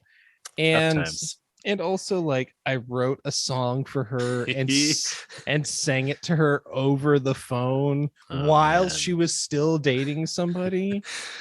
Yep. How'd she respond to that song? Oh, we're married to this day. No, of course it didn't go well. Oh, cool. I gotta go. See you later. See you later. Then like I made her like a cake for her birthday and like brought it to. I was just like talk about like trying too hard. Like I know, not taking no for an answer, and I'm just like, oh God, I was unbearable. I'm like I still think about this to this day, and I'm like, I was the worst to her. And have I ever reached out to her since then? Absolutely not, because like it's, you know, I just want her to never have to think about me or see me ever again. I remember listening to an interview where they asked Dave about the quietest friend kid. Yeah. And they were like, have you reached out to him at all? And he's like, I don't think he needs that. He's like, I'm not sure that's, he's like, it was more helpful, I think, to me and potentially to him to write the song about it rather than just like reach out to this kid after decades and be like, sorry, I did that thing. So anyway. Yeah. Right. Moving on from cringiness, the longing for self-love, I guess we'll call this song. Yes. Own Valentine. Found a new companion, but I couldn't read the signs. carnations and chocolate for my first real Valentine, making her feel awful for her plan to break it off. I knew I could shield her from hard feelings if I could abandon mine. Passed her a note in history through her best friend by her side. You can't help not liking me. I let her off the hook, expertly erasing how badly shook I was, 'cause something heavy wouldn't let me be my own Valentine.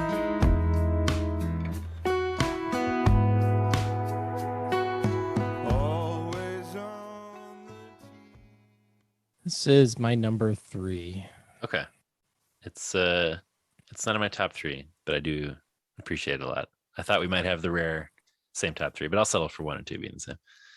The 3 spot on this record to me is kind of a little bit more flexible. But I agree with that. I think I identified this song with the song specifically because the desire to love and be loved is, especially at that age for me, was so strong. Yep. Obviously telling of the super embarrassing story I just told, but Right. I just want to love and be loved, and Yeah. but at the same time I need to also learn how to love myself and how to accept and love myself, and he says, because something heavy wouldn't let me be my own Valentine. He Right. needed desperately to have somebody that he could say like, oh, this is my person, this is my date or whatever. Right. He said, while the one who loves me waits, withering inside, quieter than ever now, unseen, languishing, while I chase anyone who even looks at me. Just brutal. Yeah. Unable to love himself and just like trying to find that outward acceptance from other people. And Yeah. There's another song that kind of strikes a similar tone to this one, but I really love the simplicity of the song musically and melodically. It feels like a song of yesteryear. Yes. Like a 1940s, 1950s sort of ditty. Sure. It almost to the extent that like that opening musically sort of throws me, where it's like that acoustic sound and melody almost reminds me of something like the opening chords of an adult contemporary song you'd hear on like Light FM or something, where I'm like, what is this? But again, it sort of like gives me John Mayer vibes. Yes, exactly. And I don't like those vibes. So I'm a little bit like, what is this? But then like that bass line comes in, I settle into the groove of it more. Others be good to your daughters. You can't help not liking me. Expertly erasing how badly shook I was. I couldn't see that. But again, like it starts doing some interesting stuff then, like that descending melody thing at the end of the verse, I think is really cool. These echoey synths start coming in on the bridge, and then the melody starts ascending, and it's just like, oh, there's interesting stuff happening here. He's just sort of like setting it up with that context. But yeah, I mean, I imagined that this one would resonate with you, given that I think a lot of this lines up with what you've shared on the pod about, again, the difficulty of loving and accepting yourself after not doing so, but the importance of trying to do it now. Like, yeah, it's lyrically, it's just a real gut punch. I mean, it is.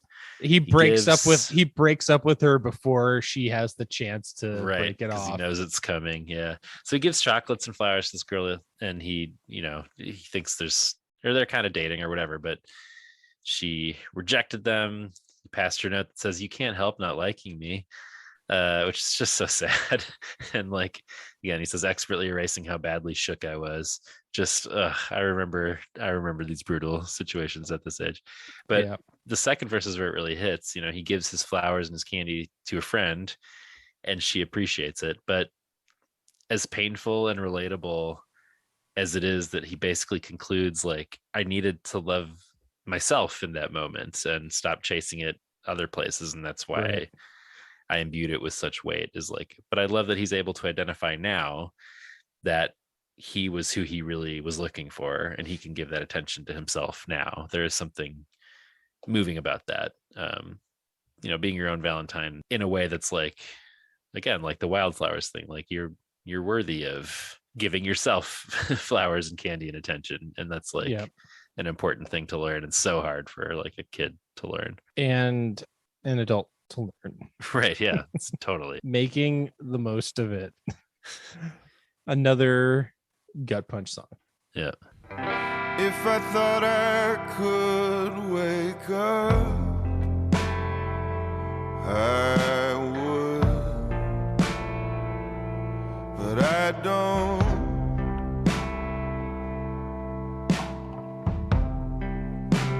Or take a peek beneath the skin. I could, but what good would it do? There's too much under there, and I'm trying to make the most of it, not looking for a perfect fit. I can't go along to get along, but let me know when I can quit making the most of it.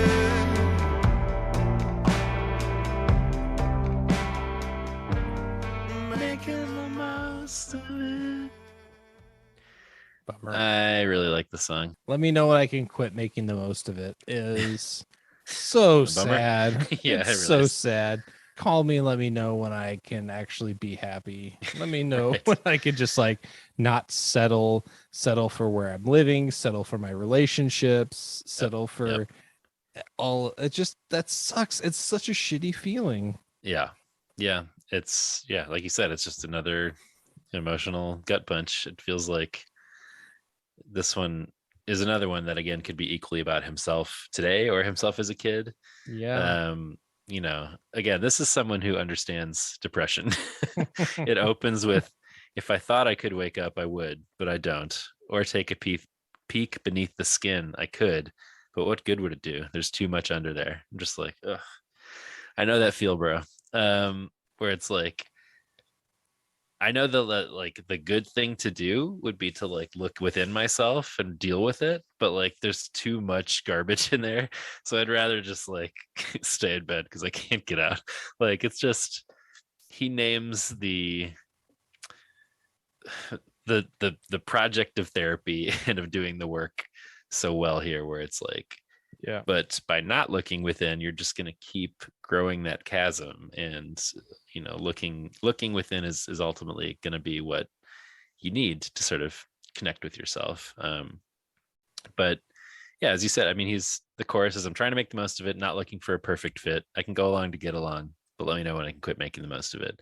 Like you said, he's looking for acceptance. He's looking to finally feel like he's home or can be happy or be his full self. And that's very much a theme of these couple records so far, of like looking for home as a kid and connecting that to today. Welcome to Depression, the podcast with Andrew and John. Yeah, we're really really leaning into that element with this little series. Maybe these Martin brothers will spice things up a little for us. Sure. But not as many references to old songs on this album as there were with Phoenix, but on verse 2, of all things, he references Almost There from the whole EP. The first time I heard that, I thought it was so funny. He says, ever almost there on the tip of my tongue. And I was like, oh, Dave. But he's using it there to describe like finally being happy or feeling at home in that way. Like it's almost there. It's on the tip of my tongue. Like that's tough. Musically, I don't know. It's another one that like starts off in a way that maybe doesn't do a ton for me. But then this really interesting drum rhythm comes in. It's like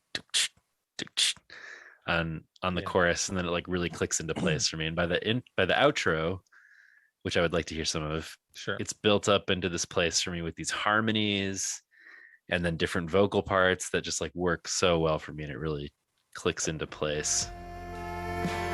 Yeah.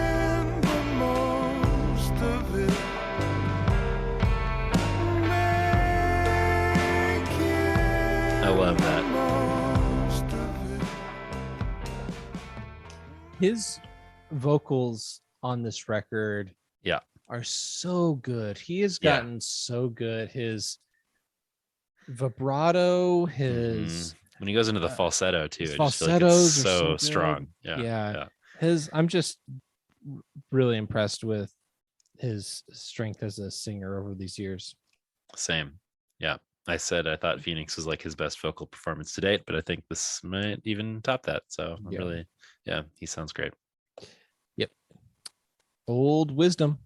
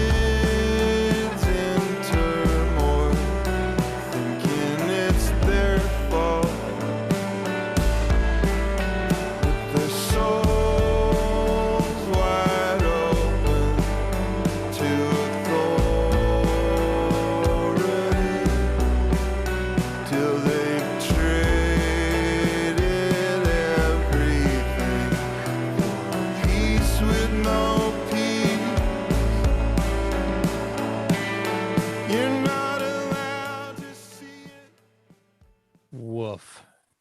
This is my number 3. All right. Woof is right. I'm gonna go ahead and read all the lyrics because I just really want to get into this one. I mean, what we heard so far was, when you were little, you were scared to death that the rapture already happened. Only you were left. Despite your constant vigilance, you had angered the Lord, which somehow made you love him even more. And then the chorus, on the same old wisdom with the same result, kids in turmoil thinking it's their fault, with their souls wide open to authority till they've traded everything for a peace with no peace. And then verse 2, quick. You're not allowed to see it, but you always had a choice between making a disciple and knowing your little boy. I thought it was sinful for me to know myself, and if I did, I might wind up in hell. Another one where I thought about you listening to it, just because I know that you've expressed, and so many people have expressed that concern growing up of feeling like, is the rapture going to happen? Did the rapture already happen and I'm left? Like, I'm trying my best to be good, but like, I'm worried that I'm still not. And like, even though I'm trying so hard, I've still made God angry, and that makes me love God even more. Like, it's just such a super toxic way of thinking about God. Yes, absolutely. And I mean, he's, the thing about kids in turmoil thinking it's their faults.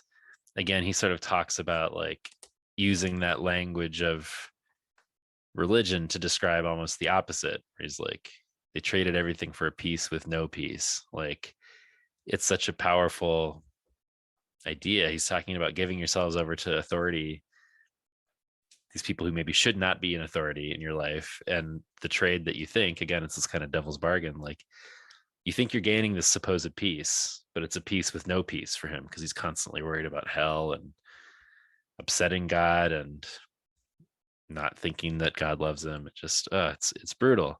And I'm just curious what you thought about, when he says you're not allowed to see it, but you always had a choice between making a disciple and knowing your little boy. Is he talking to himself? Like, did he have a choice and he chose like being a disciple instead of actually knowing himself? Or is he talking to God? Like, God, his understanding is that like God wanted him to be a disciple rather than just knowing this little boy. I don't know. What do you think about that? The you in this is sort of muddy. Yeah. You're not allowed to see it, but you always had a choice. Right. I mean, it's possible that he's talking about his dad. I mean, if we want to like be literal with like between making a disciple and knowing your little boy. I guess I didn't think about like his actual parents. Yeah. Whether he's talking about God knowing him, or himself knowing himself, or his dad knowing him. Yeah. It's all sad. Right. Yeah.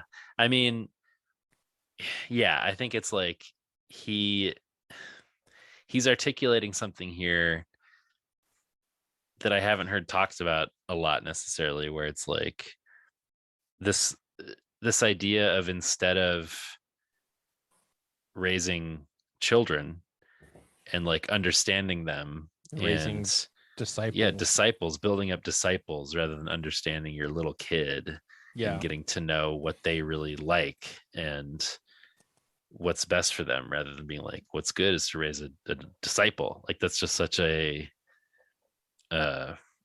wrong way to approach parenting a human. And it's something that's pretty outside of my scope of religious experience, but I know that exists, and I know that there are people who like withhold sort of emotional connection in the name of making disciples first and foremost, and that's like a terrifying sort of cultish idea, especially since I don't think discipleship of Christ is actually anything like denying yourself, really. I mean, I know that there's, obviously, we talked about last week, even Christ saying, deny yourself and follow me, but like, I don't think that how that plays out is actually turning off your feelings to be a foot soldier for the Lord. I think it's more about not listening to the sort of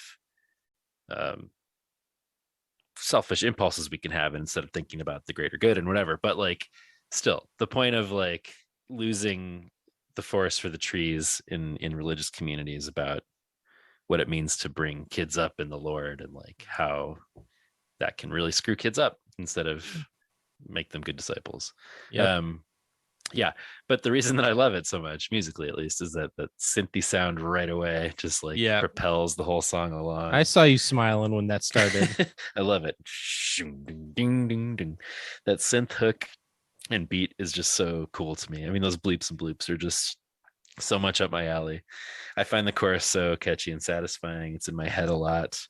The same old I just think it's great. So on the same old wisdom with the same result. What a line. Like, it's that sort of classic insanity is doing the same thing, right, expecting different results. And that's sort of like kind of what he's saying, right? What do you expect? You're right raising kids in the same way, and the kids are struggling over and over again with the same kind of shit. And I said this last episode, I just want to give Dave a really long hug and be like, yeah, man, I know that feel, bro. I know the feel. It hits hard in the way that a lot of these songs hit hard. But I think I agree that my top two were very clear, and I did waffle a bit on what my three is, but I ultimately decided on this one just because I really love that synthy sound primarily, in the melody I think is really cool. So yeah, good one. Stranger. Ooh. Oh shit.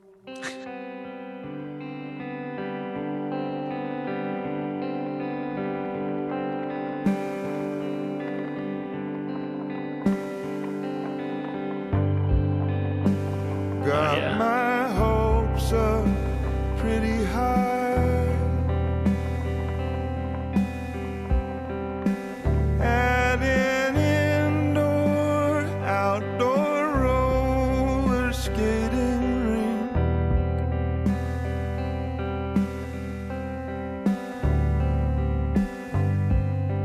For someone else to feel the heat with. Holding hands around the couple skate.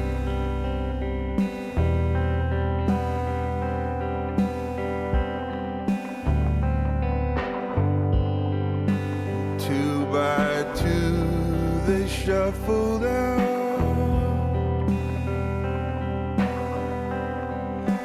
to a slow song that still takes my breath away.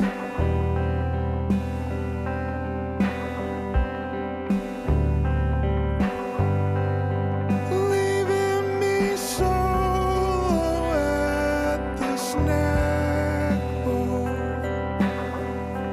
eating my shame. Now you're the stranger,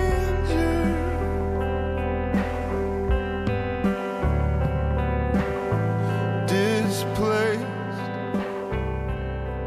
unknown. Ugh. It's another just heartbreaker. Yeah. Connecting these early feelings of sadness and rejection to how he feels today. Sitting at the snack bar, Eating his shame. eating his Oh shame. man, I know that feel, bro. The loneliness conditioned you to think that it's virtuous to suffer quietly. Yep. Never dreamed it'd be forever or hurt this way. Yeah. I mean, I feel like that's such an encapsulation of this whole record of like, you were conditioned to think that loneliness was virtuous, Right. but you didn't imagine that 30 years later you'd still feel that. Right. That stings. And Yeah. I mean, he's got like, the chorus, now you're the stranger, displaced, unknown, trying to locate yourself in someone else's home, is sort of terrain we've been over with this record in the last one. But the outro here, he says, I want to go home now. Oh my God.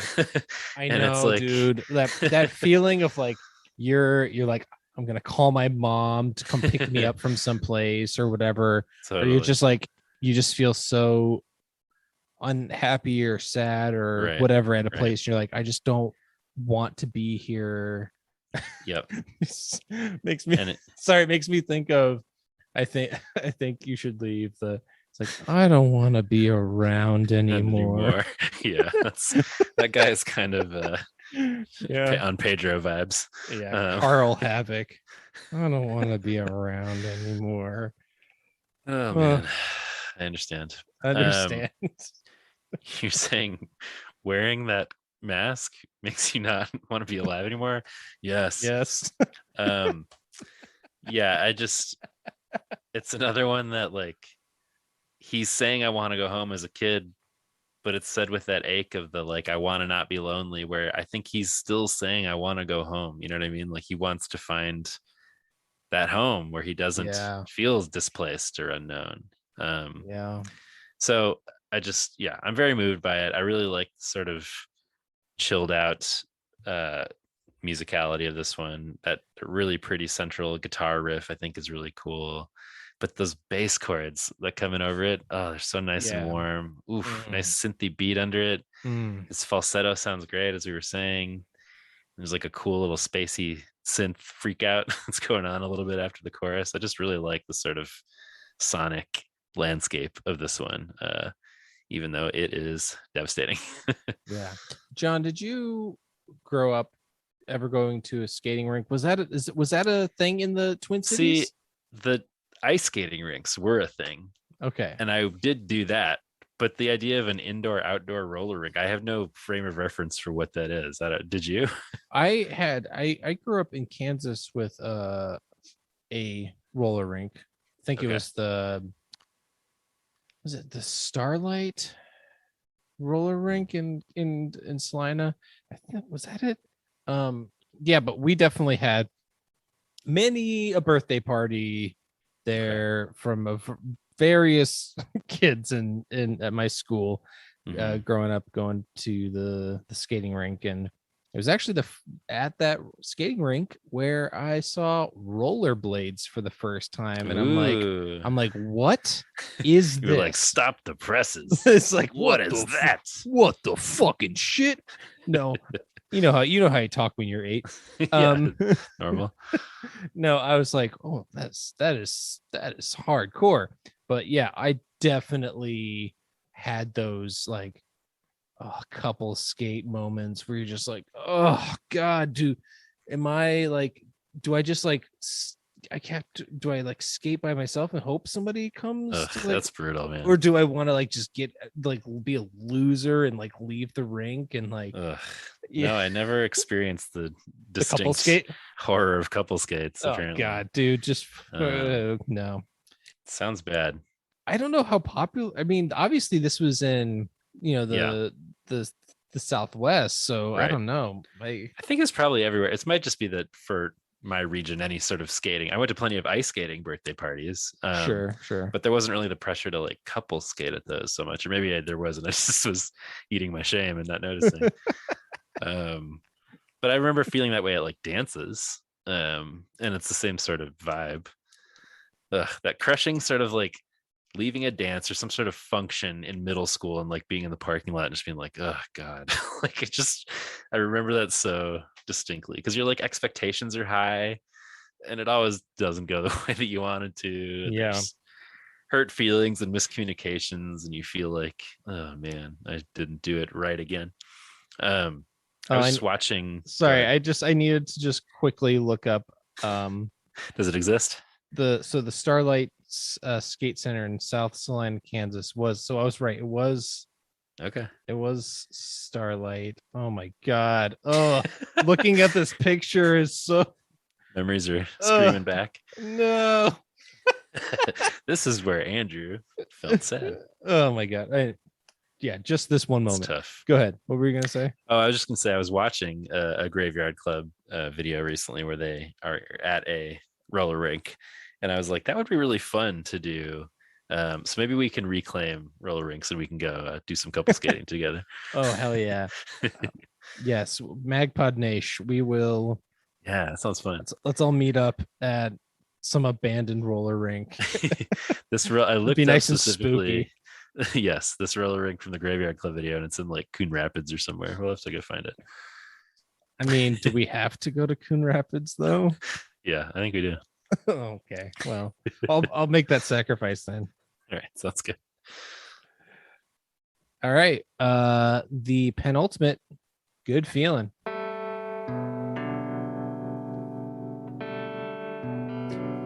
So much awesome reverb and tone on this record. Yeah, totally. Well, I like that.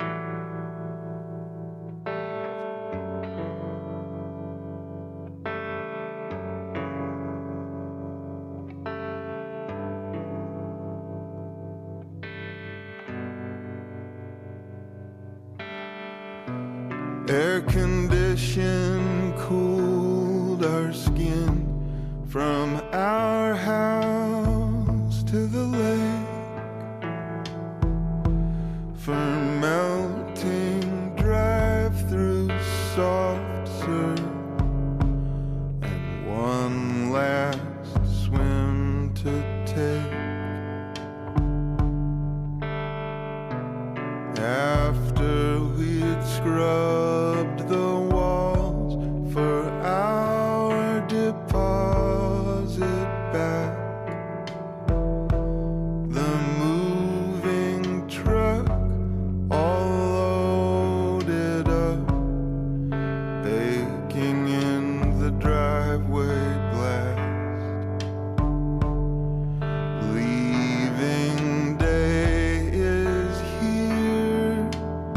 at last.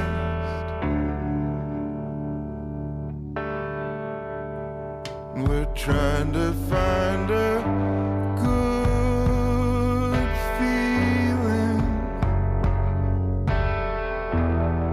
a good feeling, a good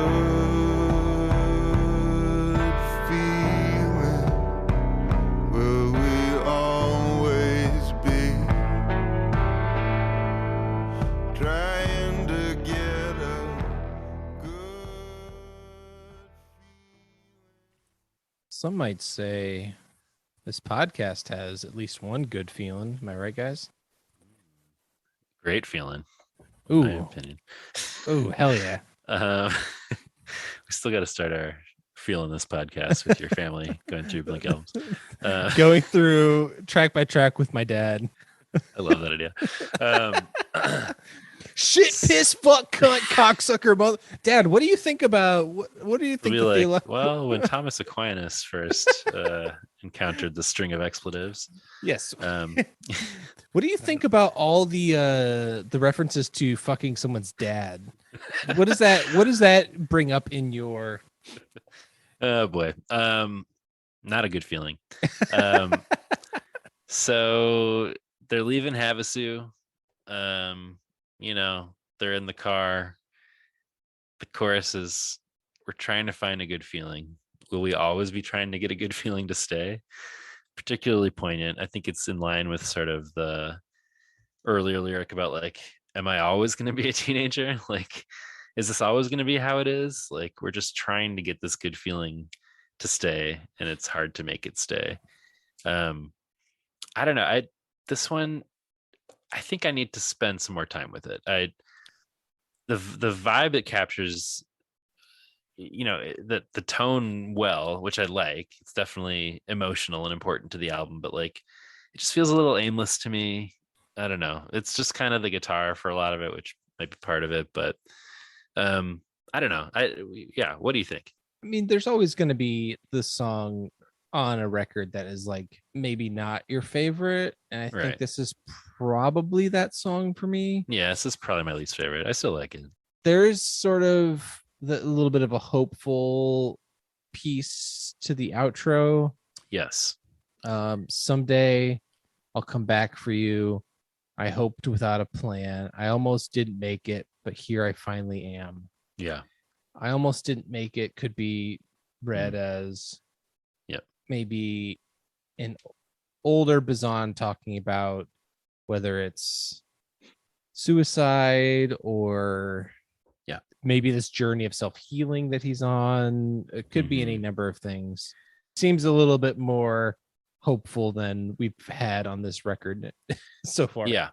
It's not unlike Phoenix with the last couple of songs sort of being about moving and feeling like, hey, maybe things will be different in this next phase, sort of. Although by the time we get to the beginning of Havasu, he's like, I do not want to move. But yeah, I think that part that you just read is where it really comes together for me. It sort of picks up musically and it builds into this outro that gets louder, and it culminates in that. And I think, is that him talking to his younger self? I'll come back for you. I don't know. Is he talking to Havasu? Is he talking to just like where he was at the time? Like, I don't know, but I agree that I almost didn't make it, but here I finally am could apply to like the literal home he moves to, or the home he has now, talking about this idea of home as a metaphor, but it also just didn't make it as a person that continues to exist. But here I finally am, and finally giving myself the love and the attention that I need to like thrive and not just like almost make it. So I don't know. It certainly is like powerful in its way. Yes, agreed. Wrapping up the last song of the newest Bazan music that exists. Wow. Not ready. Lost myself.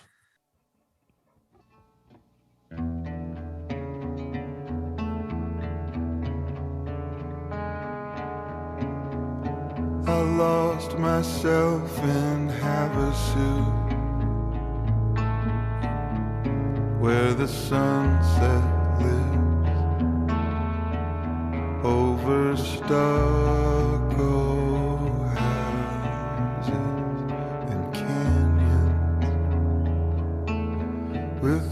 flexible attitude. I fell in love, though we would not get to be companions.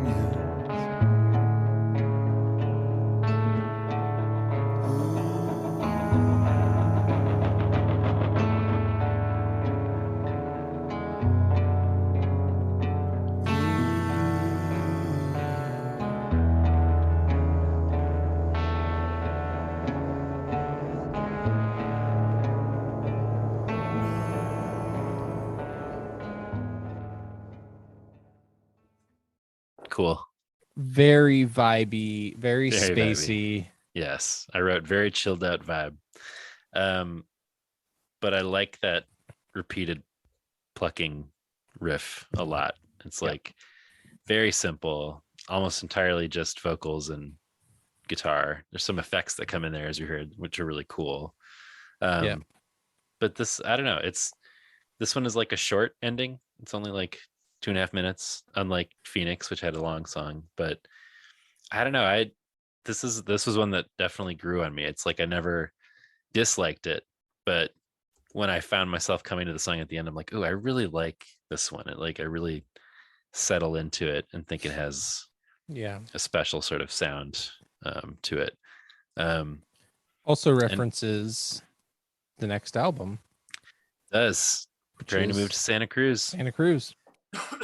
We'll cover that in 2024. See you then. But I take this as sort of, lost myself. Pinpointing this as the time he lost himself. He lost, like, he began denying who he was and lost who he like truly was. And the idea of sort of pinpointing Havasu that year was the time when I started truly denying myself is really sad again. And like, I'm imagining him sort of doing this exercise of coming back to a place like Havasu and sort of being like, what happened for me in that year? And just sort of being able to decide, well, that was probably the time when I lost who I maybe thought I was to like a person who had to deny themselves. And just like, that must have been a very, I don't know, specific and cathartic and sad experience to be like, oh yeah, this is where it sort of happened. But he ends it with, keep a flexible attitude, but don't fall away. Prepare yourself to stay in motion, bracing for the next challenge, maybe the next place. Like, if you have to prepare to stay in motion, it sort of means don't settle down, because you'll have to keep continuing to like change or adapt next. I don't know. It is like, again, so sort of a hopeful attitude or like feeling where he's like, hey, keep being flexible, but don't fall away. But it's also sad. Yeah. And he seems to sort of personify Havasu in the song. Right. He said, I fell in love, though we would not get to be companions. So Right. maybe when he starts off with like desperately not wanting to move to Havasu, but then by the end of it, he's with his flexible attitude, he fell in love. Right. So maybe that's what he's trying to say. Right. I didn't want to live here, but I loved it, and now I'm leaving it, and maybe I'll learn to love Santa Cruz. Yeah, I think it is hopeful in that way, while still acknowledging like the pain that runs throughout this whole album. And there's some cool vocalizations. You don't really hear Dave do a lot of vocalizing. Right. So I thought that sort of was happening there after the first verse.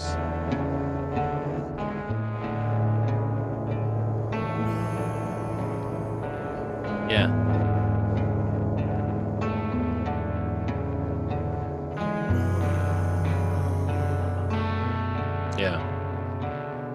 I like that.